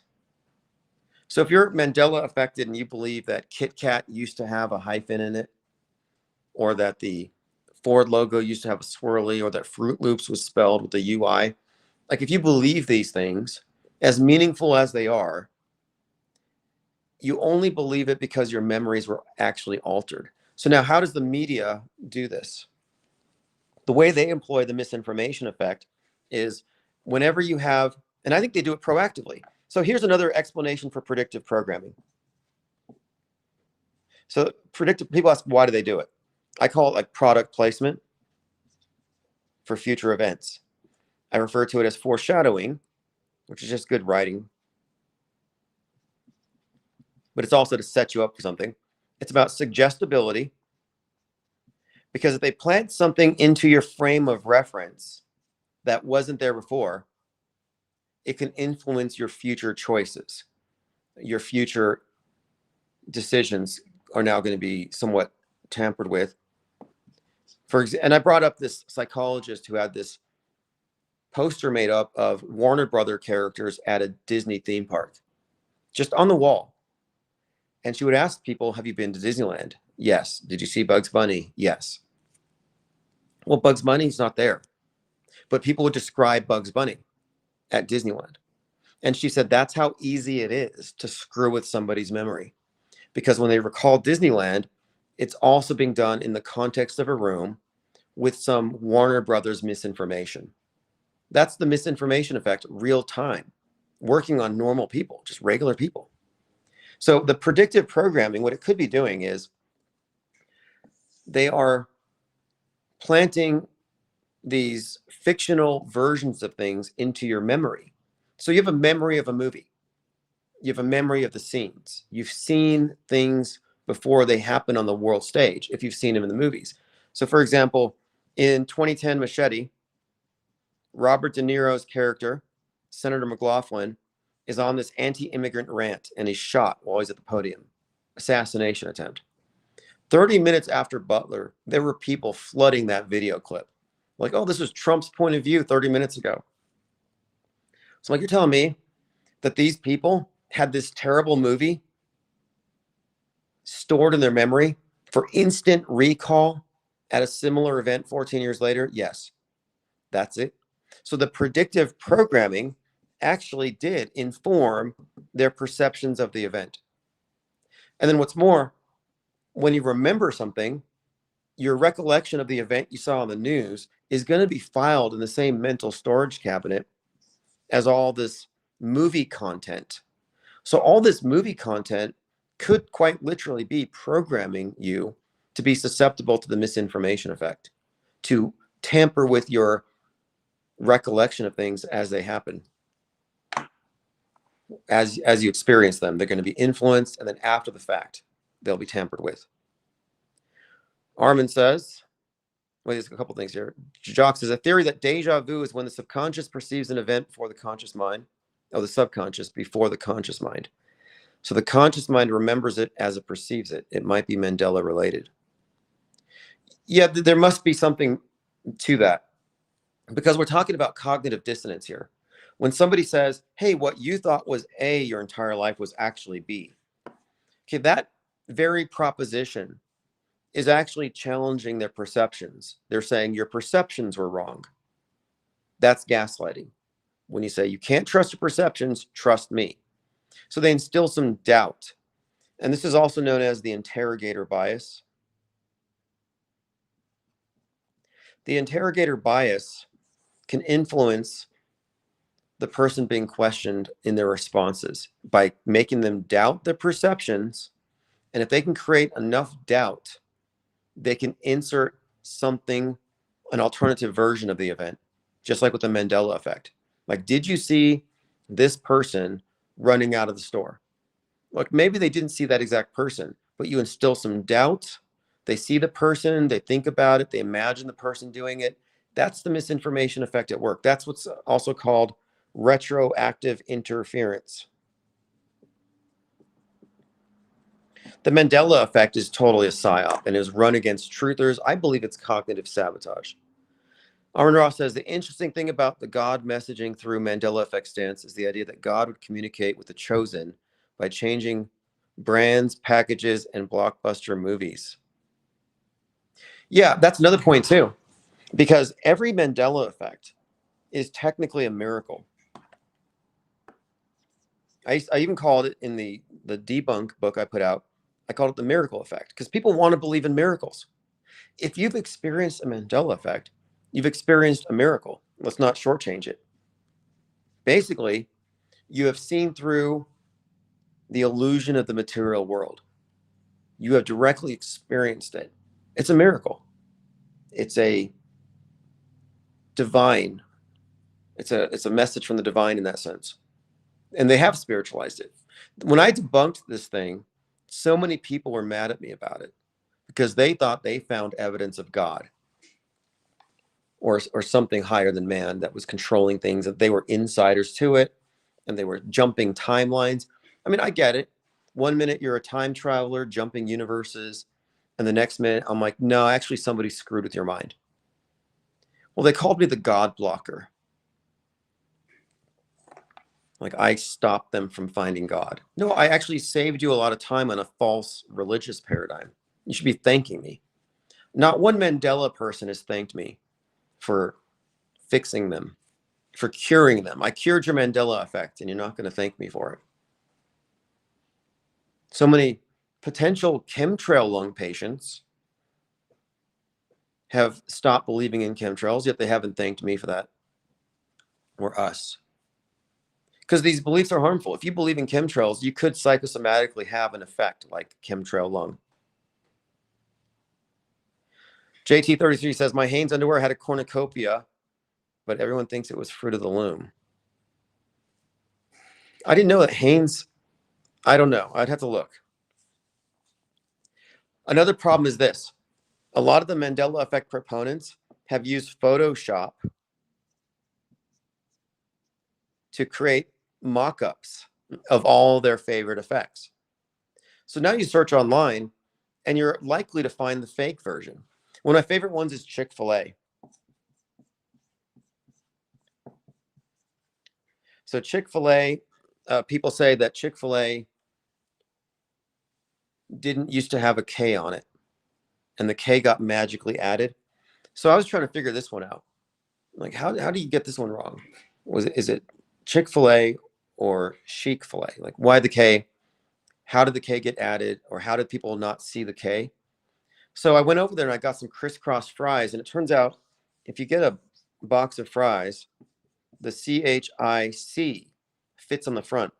The K is on the other side of the box. So there's a good chance that you never saw the K. I mean, how hard are you looking at your fast food wrappers anyway? So your memories might legitimately only be CHIC.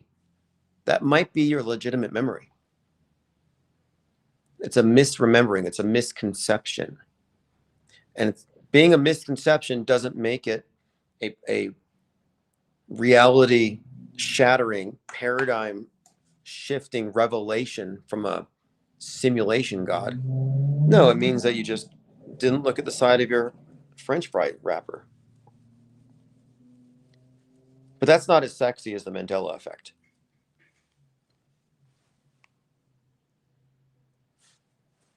Now, the evidence for the Mandela effect, at least they have something.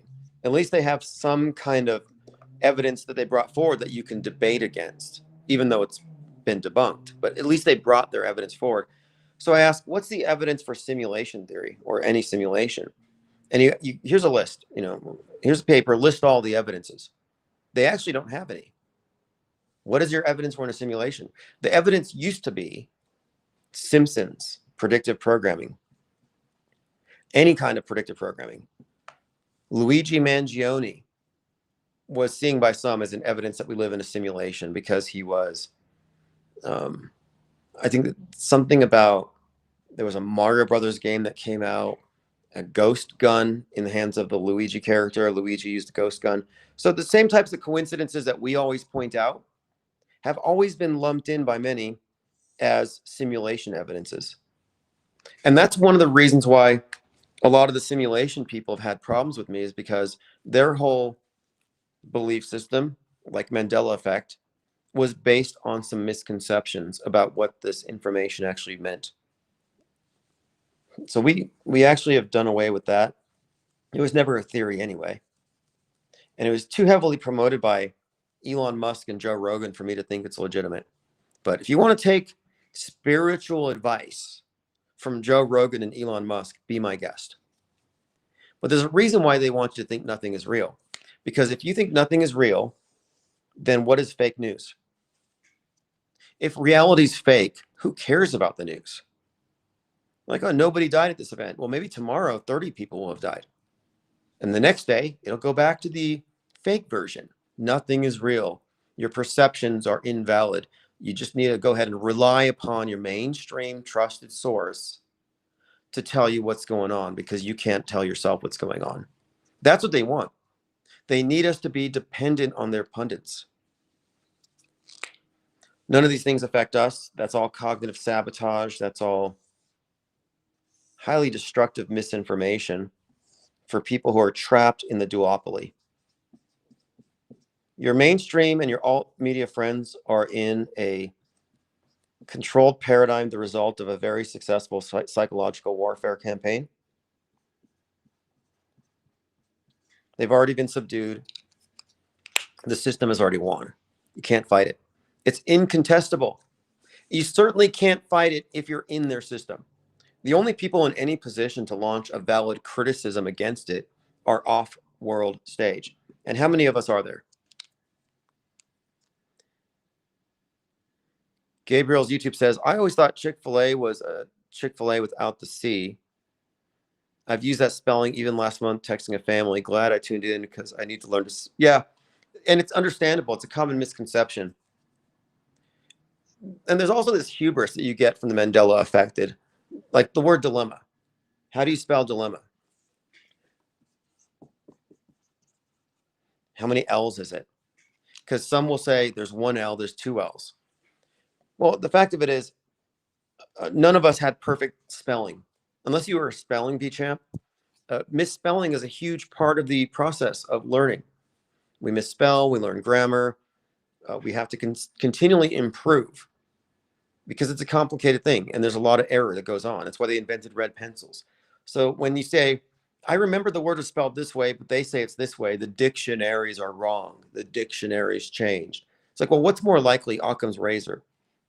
That you had a misspelling, or that all the dictionaries in the world changed and you've been right the whole time. So I'm right and 8 billion people are wrong.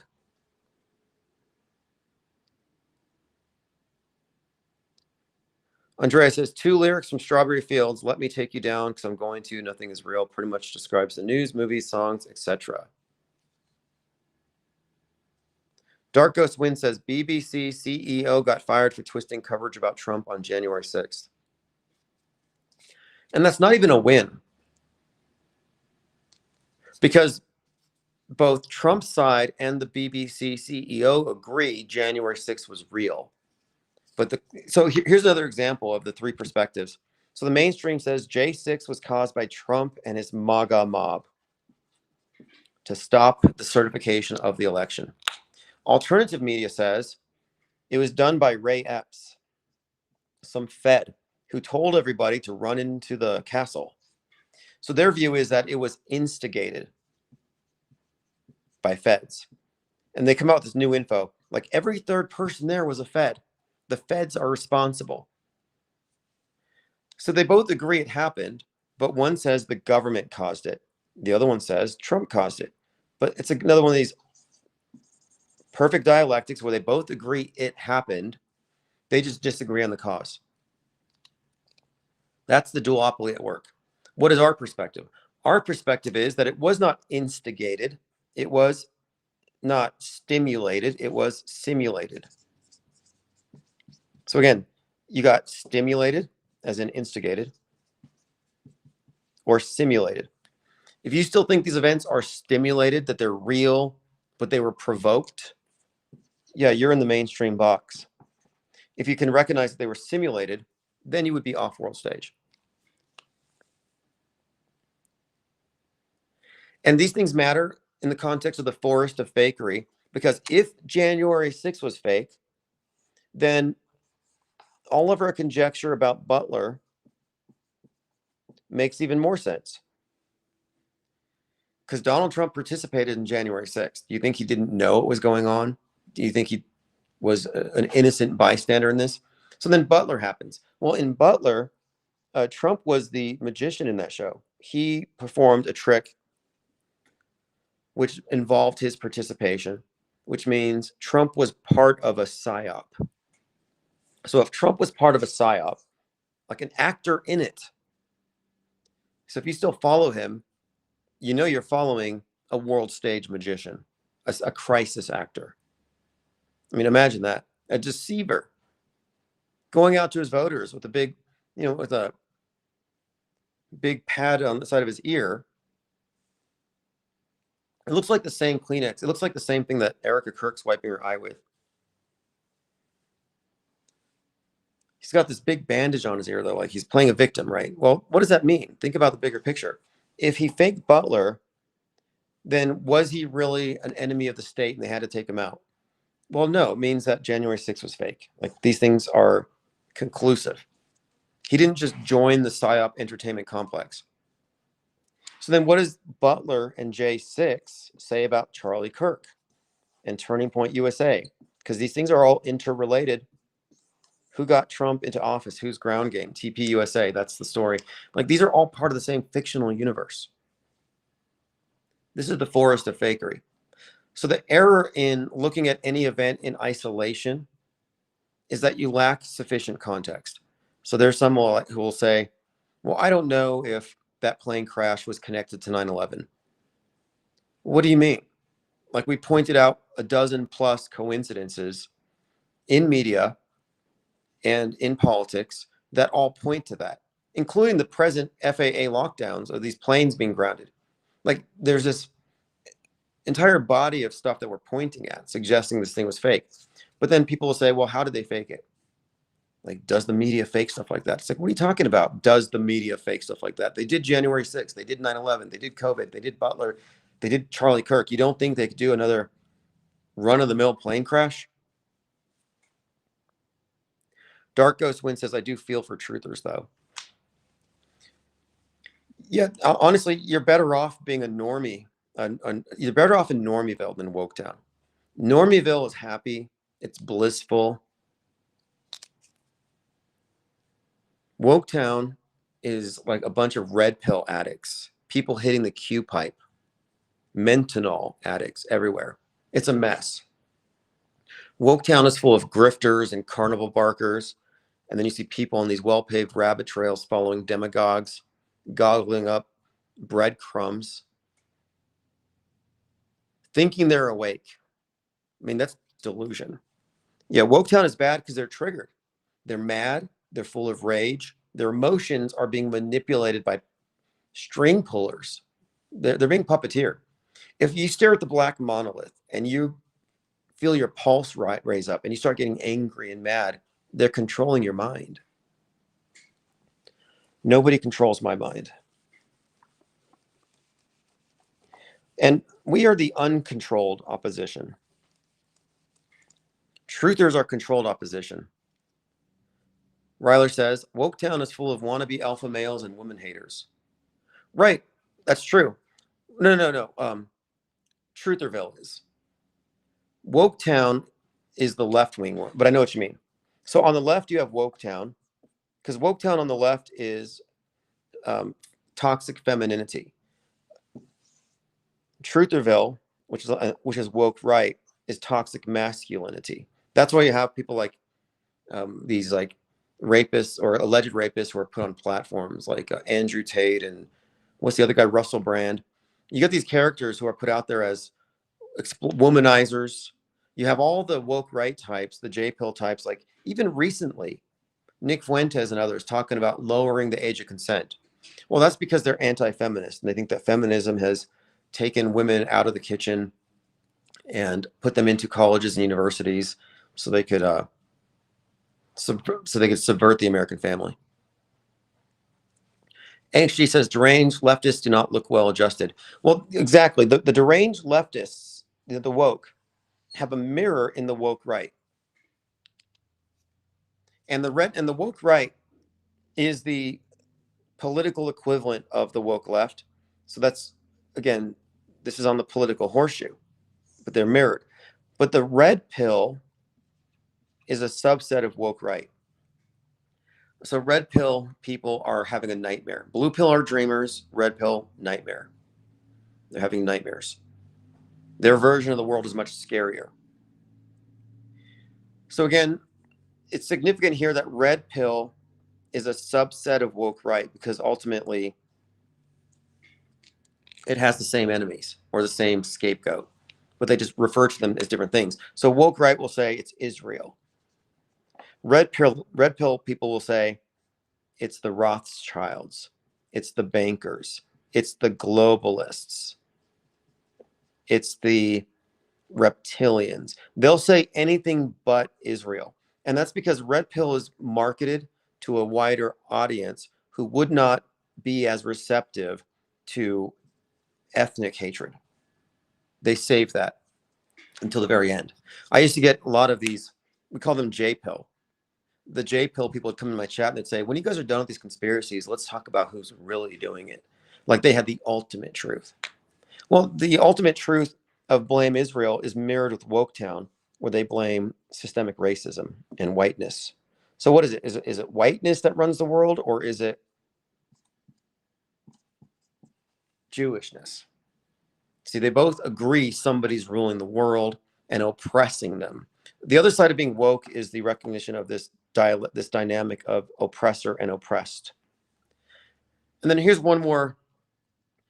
I mean, this is just an ugly truth here that you have to kind of reconcile with if you're going to stay in alt media, is that red pill is actually the J pill, just covered in red. It's euphemistic. So ultimately, if you are a red pillar, you're just chasing after Israel. Why do you think Candace Owens, Ian Carroll, Owen Schroyer, and every other conspiracy theorist has said Israel killed Charlie Kirk?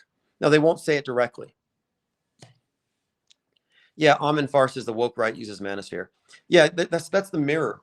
So woke left, woke right, toxic femininity, toxic masculinity. I noticed this pretty strong. It was pretty pronounced back when the Roe v. Wade was overturned. And there's a couple of things here. This is when I coined the term concurrent programming. Roe v. Wade is overturned. The feminists are marching because, of course, the right to abortion has been threatened. So I'm like, okay, this is boring. Let me watch the new Game of Thrones, House of the Dragon. Opening episode, House of the Dragon, at the same time of these pro-abortion marches, you had the queen, the most powerful woman in the kingdom, dying in childbirth because they needed the male heir. So they barbarically kill her in a totally botched delivery. She bleeds out. It's totally grotesque and barbaric. And I said, wait a minute here. We have the Roe v. Wade leak and the subsequent marches happening. And then it's mirrored in a grotesque way on the most popular show on HBO, where we're given graphic visuals of what will happen as a result of Roe v. Wade overturning. And I said, wait a minute, this means that the leak was intentionally planned. It means that this TV show would have been scheduled to coincide with that, which is not new. We saw that happen with like Waco, American Apocalypse, kicking off when Trump kicks off his campaign in Waco. But at this time, I saw the marching, and I noticed that there is another dialectic here having to do with the guns and needles. How the right favors guns, the left favors needles. Guns are active, masculine. Needles require passivity because you're the recipient of the poke. And I noticed this guns versus needles thing. But I also noticed here that the toxic feminists, or the left, the woke left, they want to grab your guns. They want to grab your guns. So think about this from a Freudian perspective. And again, Netflix, first CEO, co-founder, related to Freud and Edward Bernays. So the feminists want to grab the guns. The left wants to grab the guns, which is emasculating. It's very emasculating. They're taking away your power, your ability to defend your home, your family, your house. And the gun symbolically, it's like they're basically emasculating you, castrating you. But then what do the toxic males want to do? They want to reduce the age of consent, deny abortion, and keep you pregnant barefoot in the kitchen, take away your right to vote. So they want to grab your wombs. So one side wants to grab your guns, the other side wants to grab your wombs. So if you look at them as polarized in this way, it makes perfect sense. Tominoid 3 says they used a dragon for abortion later. Oh, I didn't finish the whole show. I'll have to. Riley says, back in the day, everybody was on the same page, watching the same TV, same news for the most part before the internet. But now everybody watches phones for their shows. So by having concurrent programming at the same time as the news, it keeps people more on the same page like they used to be. Interesting. Yeah, I mean, that does make sense. Because if news is very fragmented, scattered, decentralized, they need to keep everybody on the same sheet as far as their opinions, their reactions. Their visceral responses, I think, are tapped into with the entertainment. But it does make sense. Total media ecosystem saturation. And we see this as I call it concurrent, or no, I call it, yeah, I think I called it concerted messaging. Concerted messaging refers to memes, ideas, people, or situations that are everywhere at once, so you can't get away from it. And it's like every available platform is used for it. I mean, think about the Charlie Kirk thing. You had the event itself, you had the Hulu movie version of it, witnessed by a large number of people. #1 show in Japan, Taiwan, Turkey. It was big in Canada. I mean, we're talking like this top show produced by Disney, I think. Disney, Hulu's The Tempest. But no matter where you go, you would have seen that. And this is not an uncommon thing. Or you didn't watch the news about the Uvalde shooting, but you watched the season premiere of Stranger Things, a bunch of dead kids at the beginning, and a note at the beginning. By the way, this might offend you if you watch the news. And then you have the show FBI season finale, where there's a school shooter and they don't have a warrant and he's going to go shoot up the school. So some FBI agent goes against protocol, says screw the warrant, and he stops the kid, saves lives. Well, how did Uvalde end? They had an off-duty Border Patrol guy do the job because the police wouldn't. In fact, they actually canceled FBI season finale because it was so close to the storyline.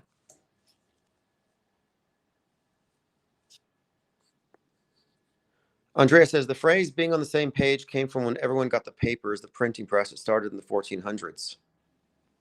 Yeah, I've considered this too, that the movable type press represented such a disruption to the power structure, and knowledge monopolies are what we're really talking about here. And that's fundamentally it. It's a knowledge monopoly. And we're dealing with a world view monopoly. Who has the power to shape our worldview? Like who writes history? We're supposed to think it's this collective creation, objectively reported on. We debate stuff, but ultimately it's what we're all experiencing. No, actually, it's the result of a highly curated worldview. It's very centralized. And we can demonstrate this, and we can demonstrate how they create the echo chambers by examining, not incredulously dismissing, but I mean skeptically examining the evidence that we put forth. So when we look at all the stuff leading up to the Charlie Kirk event, you know, everybody noticed snake eyes. Nobody noticed anything else. We looked at everything. Every single thing that led up to it had the same elements, common denominators: a storm, September 10th, Tyler as the shooter or the executioner, the name Tyler, of course, the name Charlie Kirk thrown in there, and the neck wound with specificity, as in on the left side of the neck. So you look at these elements here: the neck, the name of the victim, the name of the shooter, the date, and the storm. These elements are reflected in the rest of it. And I mentioned the movies and stuff, but we haven't even really got into the full characterization of Erica Kirk and how she ties into all these other movies. Like the woman on the world stage, Erica Kirk, has direct correlations to the actress from Snake Eyes in her role in the movie, the actress in Snake Eyes in her role in Heads of State. And of course, her Emerson Drive video foreshadowed the event. And then her corresponding character in The Tempest, the widow, takes over the youth Republicans after her husband's assassination, which is just like Charlie Kirk's. I mean, we've gone through this a million times. And I'm just pointing out here that now we're at the point where we're examining every instance of these overlaps between entertainment and news. And we're looking for the common denominators and tracing it back. And what is the earliest example of media foreshadowing an event? That contains the above common denominators. And that's why I arrive at Snake Eyes gives us an indication of how far back in advance they planned the assassination, the fake assassination. That's why I say it's a paradigm shift. It's not a paradigm shift to say news is fake. That's common sense. It's a paradigm shift when you recognize that the fake events are scheduled decades in advance, 30 years. Yeah, and the storyline that Charlie was about to expose Israel, or he was about to get the Epstein files put out there, that talking point is put out there for the alt media, for the alternative thinkers. It's the controlled opposition to the mainstream. It keeps you in their funny farm. It keeps you in their Truman Show. So to get back to the starting point, is there a point to debating people with settled opinions? No. If you can ask them a question and they give you the Wikipedia-friendly answer, if they default to the MSM answer, if they sound like ChatGPT informed their opinion, then based on their perspective, they can't actually arrive at a point of agreement with you because they're not willing to, able to, or capable of addressing news bending, history bending, and the fact that we live in a worldview that has been created for us. So a lot of people recognize that we have our perspectives, our opinions, but we live in a model. And the model is the objective world with our agreed upon history and a bunch of fake stuff added into it. That's the model. When we look at the stuff, we're not saying the world's fake, reality's fake. No, we're saying this stuff is fake. So if you separate the fakery, you live in a world that's a bit calmer. Fewer God constructs, fewer threats, fewer atrocities. So our perspective, the subtractive view, just removes all the BS. That's why I'm not here overreacting. That's why I didn't celebrate the death of Dick Cheney. That's why I didn't celebrate the death of Charlie Kirk, because I'm not a bloodthirsty media fundamentalist that wishes for death because of what the little black boxes told me. Like, I'm not complicit in murder. I don't applaud murder. Like, honestly, a lot of these media people are like essentially bloodthirsty religious fanatics. Did you see how many people wore Charlie Kirk costumes for Halloween? I'm like, that's crazy. Like, imagine dressing up your kids as like school shooting victims. And then you have like one of your kids with a gun. It's like the left would get pissed. They'd say, you can't do that. I guess we can. Amin Farr says the MSM's plus lot, woke right lot, watch too much TV, media, radio, podcasters than normal. If they boast, they don't watch normal TV. Yeah, I hear that too. That's why I don't say because I saw it on TV. I say because it was broadcast to you in your black monolith device. Because if you say you just believe what you saw on TV, they'll say I don't watch TV. Because you used to be able to say I don't watch TV as a posture, like, oh, I'm not easily influenced. Like, that doesn't work anymore because nobody watches TV.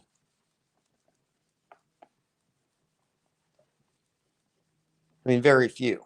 That's not what we mean when we say watched. And also the implication is that you watch TV, it's passive. And if you have a million channels to choose from, you're exercising choice. Well, now you're not just a passive news consumer, right?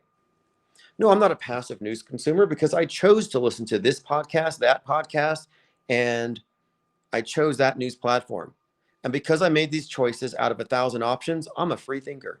No, because all of your options are on one or the other side of the controlled world stage. Doesn't matter how many podcasts you listen to, if all of them have the same point of view. So this is not active. They're not active consumers of media. It's an illusion of choice. It's passive. They're passive receptacles for propaganda garbage. Your mind is a trash can for Big Brother. And what we're pointing out is that the only way you can be an active consumer of news is if you suspend judgment, gain additional facts, and you move from credulity into skepticism.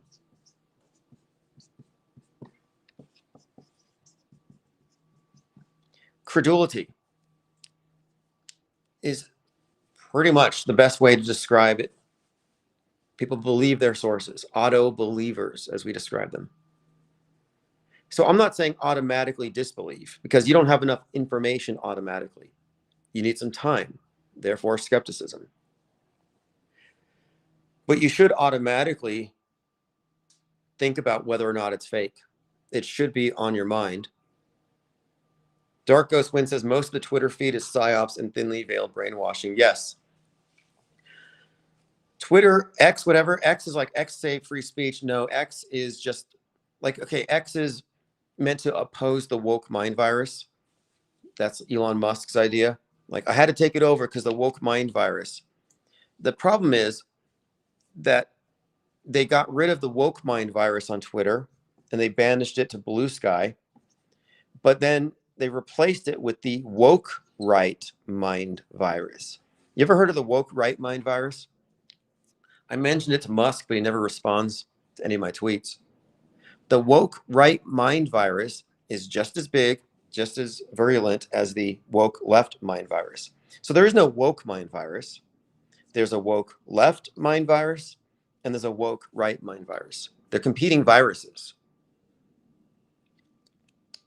trying to infect as many of the MAIDS patients out there.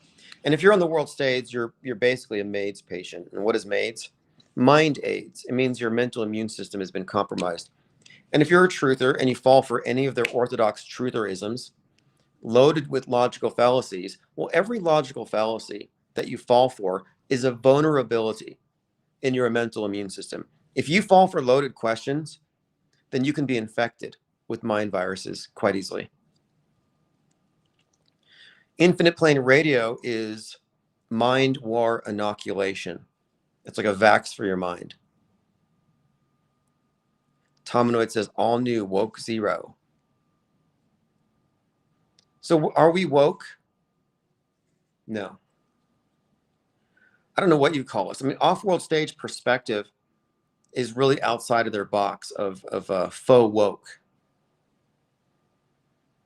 They're not really awake. They're high. There's a difference. High on the red pill, Q-pipe, high on outrage, high on grievance, political violence. You'll never see an off-world stager advocate for political violence. Although you might hear us say things like, I can't wait till they nuke Seattle. But we see so knowing that it's going to be fake. Commenter says, powerful Mexican deity associated with Saturn, god over black mirrors and such, appears in paintings with a black mirror. Yeah, I've heard about this. Okay. I've heard about this. And that the black scrying mirror that John Dee used to communicate with angels or demons or whatever, it was supposedly from Mexico. By the way, speaking of demons, have you heard Tucker Carlson lately? He's like, I believe that demons can take physical form. Demons attacked me in my bed. I was bleeding all over the sheets. Like, he's still out there pushing that. And you have Candace Owen says, demons are real. Elon Musk, Peter Thiel, and Sam Altman kill children and sacrifice them to summon demons into Grok. So AI is demons summoned by sacrificing children. But Tucker Carlson has become very comfortable talking about physical demons. And now one of them got into his bed.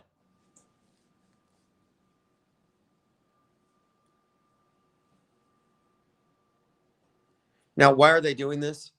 Well, it's quite simple. If you look at the right-left split. And even recently, Marjorie Taylor Greene was out in the news for calling aliens fallen angels. Left-wing, progressivism, atheism, scientism, they don't believe in angels because that's archaic and laughable and medieval and ignorant, superstitious. But they believe in aliens. Right-wing doesn't believe in aliens. They believe that aliens are likely demons. It's one of these things where it's perfectly split down the middle.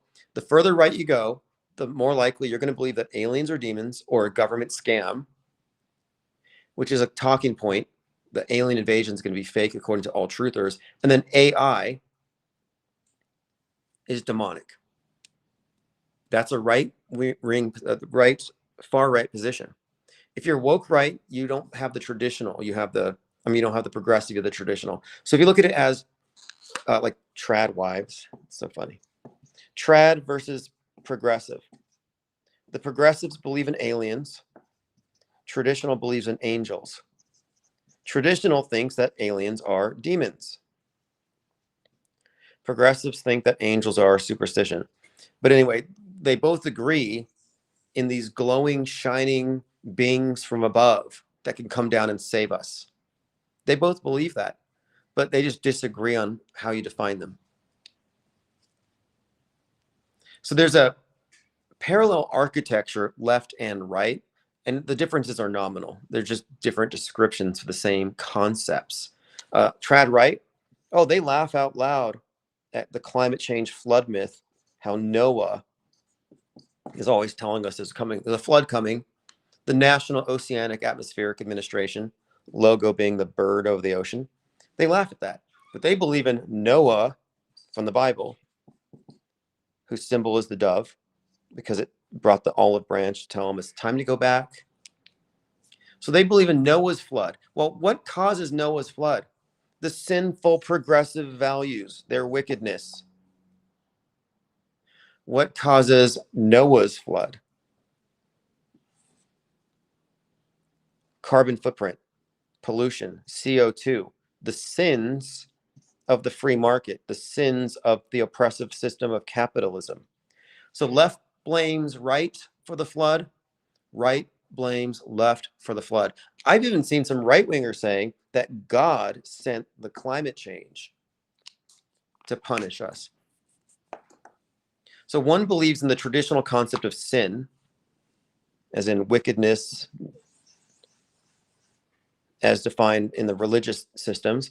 And the other side believes in sin, original sin even, as a carbon footprint, something you're born with, something you have to expiate, you have to work to mitigate. You both have to work to save the planet, to go green. To go green is to go ascetic, to avoid sin. So that, I would say that the left has a compatible sin construct.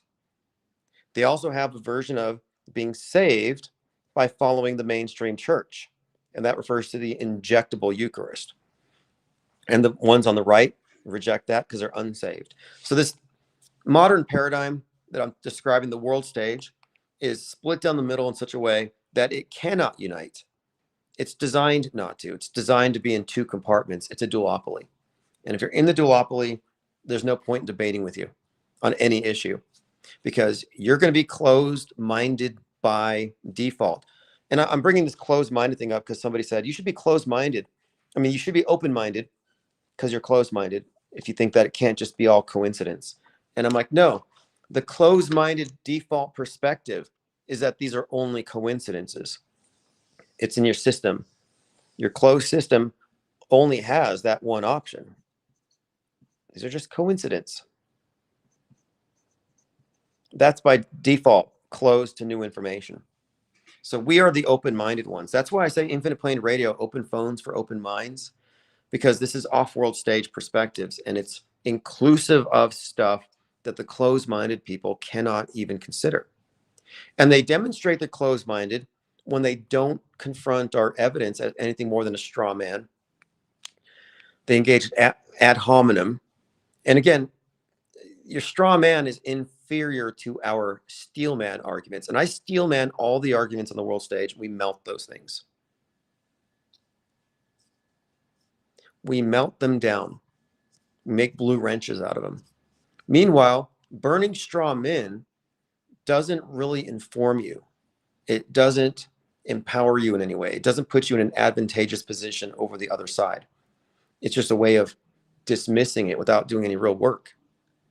So I look forward to principled and informed debate in the future. I don't see it happening, but if it does, that'd be great. But it's not really useful to proactively try to debate them because their opinions are entrenched, they're belief based, and facts don't really matter to belief systems. And I guess that's one other point I could make, is that the world stage has a bunch of belief systems that would seem to be mutually exclusive, but they can coexist, like that bumper sticker. They coexist because none of them exit the parameters of the world stage. So you have all these competing belief systems. What they have in common, though, is that they are all secondhand information, a little bit of trust or faith. They're not really testable or tested. They're optional. And what we proffer here is not a belief system. It's not an alternative belief system. In fact, if anything, we foment a culture of disbelief. This is a culture of disbelief. We are non-believers. If that makes you want to stone us or hack our heads off, throw us off of buildings, or whatever else religious nutcases do, you only underscore what we're saying. Like you're in a global cult. Somebody said, "You guys are a cult." I'm like, "No, you're in the cult. This is more of an anti-cult. You guys are in an echo chamber." No, you are by definition in an echo chamber, and we demonstrate how effective of an echo chamber it is, and it influences billions. A think tank is not an echo chamber because we're constantly seeking new information, new sources, new points of view. An echo chamber only has one point of view, and everything has to reinforce it. Just to get that straight.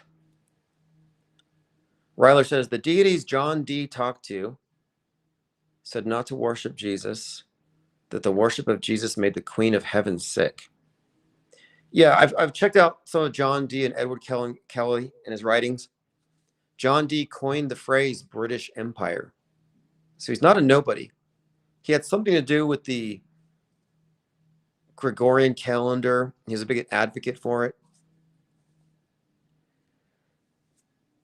He was the original 007, an astrologer, astronomer, astrologer. I think he was both.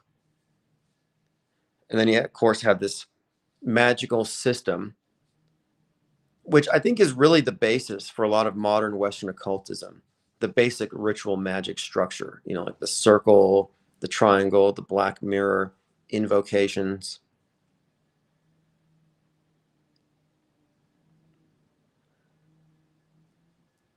But the scrying mirror is identical to your cell phone, the black mirror. And there is this, I've actually looked into it. You can look into these grimoires. And if you wanted to summon a demon, I think you draw a circle like with chalk and a triangle and then in a circle around the circle. And I think your phone goes in that second circle. You got to have incense there. And you do this invocations. And supposedly the evoked spirit will show up in the mirror, in the reflection of the incense smoke. I haven't tried it yet, but I'm interested to see if anybody has. Anybody have any experience with goetic summoning? And what's crazy too is, what if that stuff is real? What if it's all true? What are we doing when we're emoting? Because a huge part of magical ritual is emotion. Like, in order to do magic, one has to have strong emotional output. There has to be a release. Like you have to be emotive. It's not something you can do if you're not motivated. You've got to have heavy emotion into it. It's why music, theater, and the visuals are part of ceremony. It's to bring about not the intellectual engagement, but the emotional aspect. And when people hold their phones, they're constantly emoting into their black mirrors. And so if I was a a Candace Owens listener, I might be inclined to think it's plausible that we're feeding demons all the time. And at some point, they're going to usurp our bodies by jumping out of the black mirrors and hijacking our minds. Anyway, this has been great. We'll talk about this and more later. I'm going to turn the 24/7 stream on in between live streams. And so you can go to the YouTube channel at Infinite Plane Radio or on X. It will be live on X. And every time I do this, I pick up a lot more subs and I get a lot more people getting into our Discord. You're going to see our numbers climbing. It's starting off small, but it's going to snowball. So we got the 24/7 stream started. Thanks everyone for the support. Thanks for all the new members. And if you just got a membership, I'm going to be putting up some content for members only. And check your front porch for an 18-inch titanium blue wrench. And again, we get these wrenches made from all the steel men that we melt down. We've melted a lot of guardrails as well. We have a lot of material to work with. All right, I'll see you all later. Thanks again.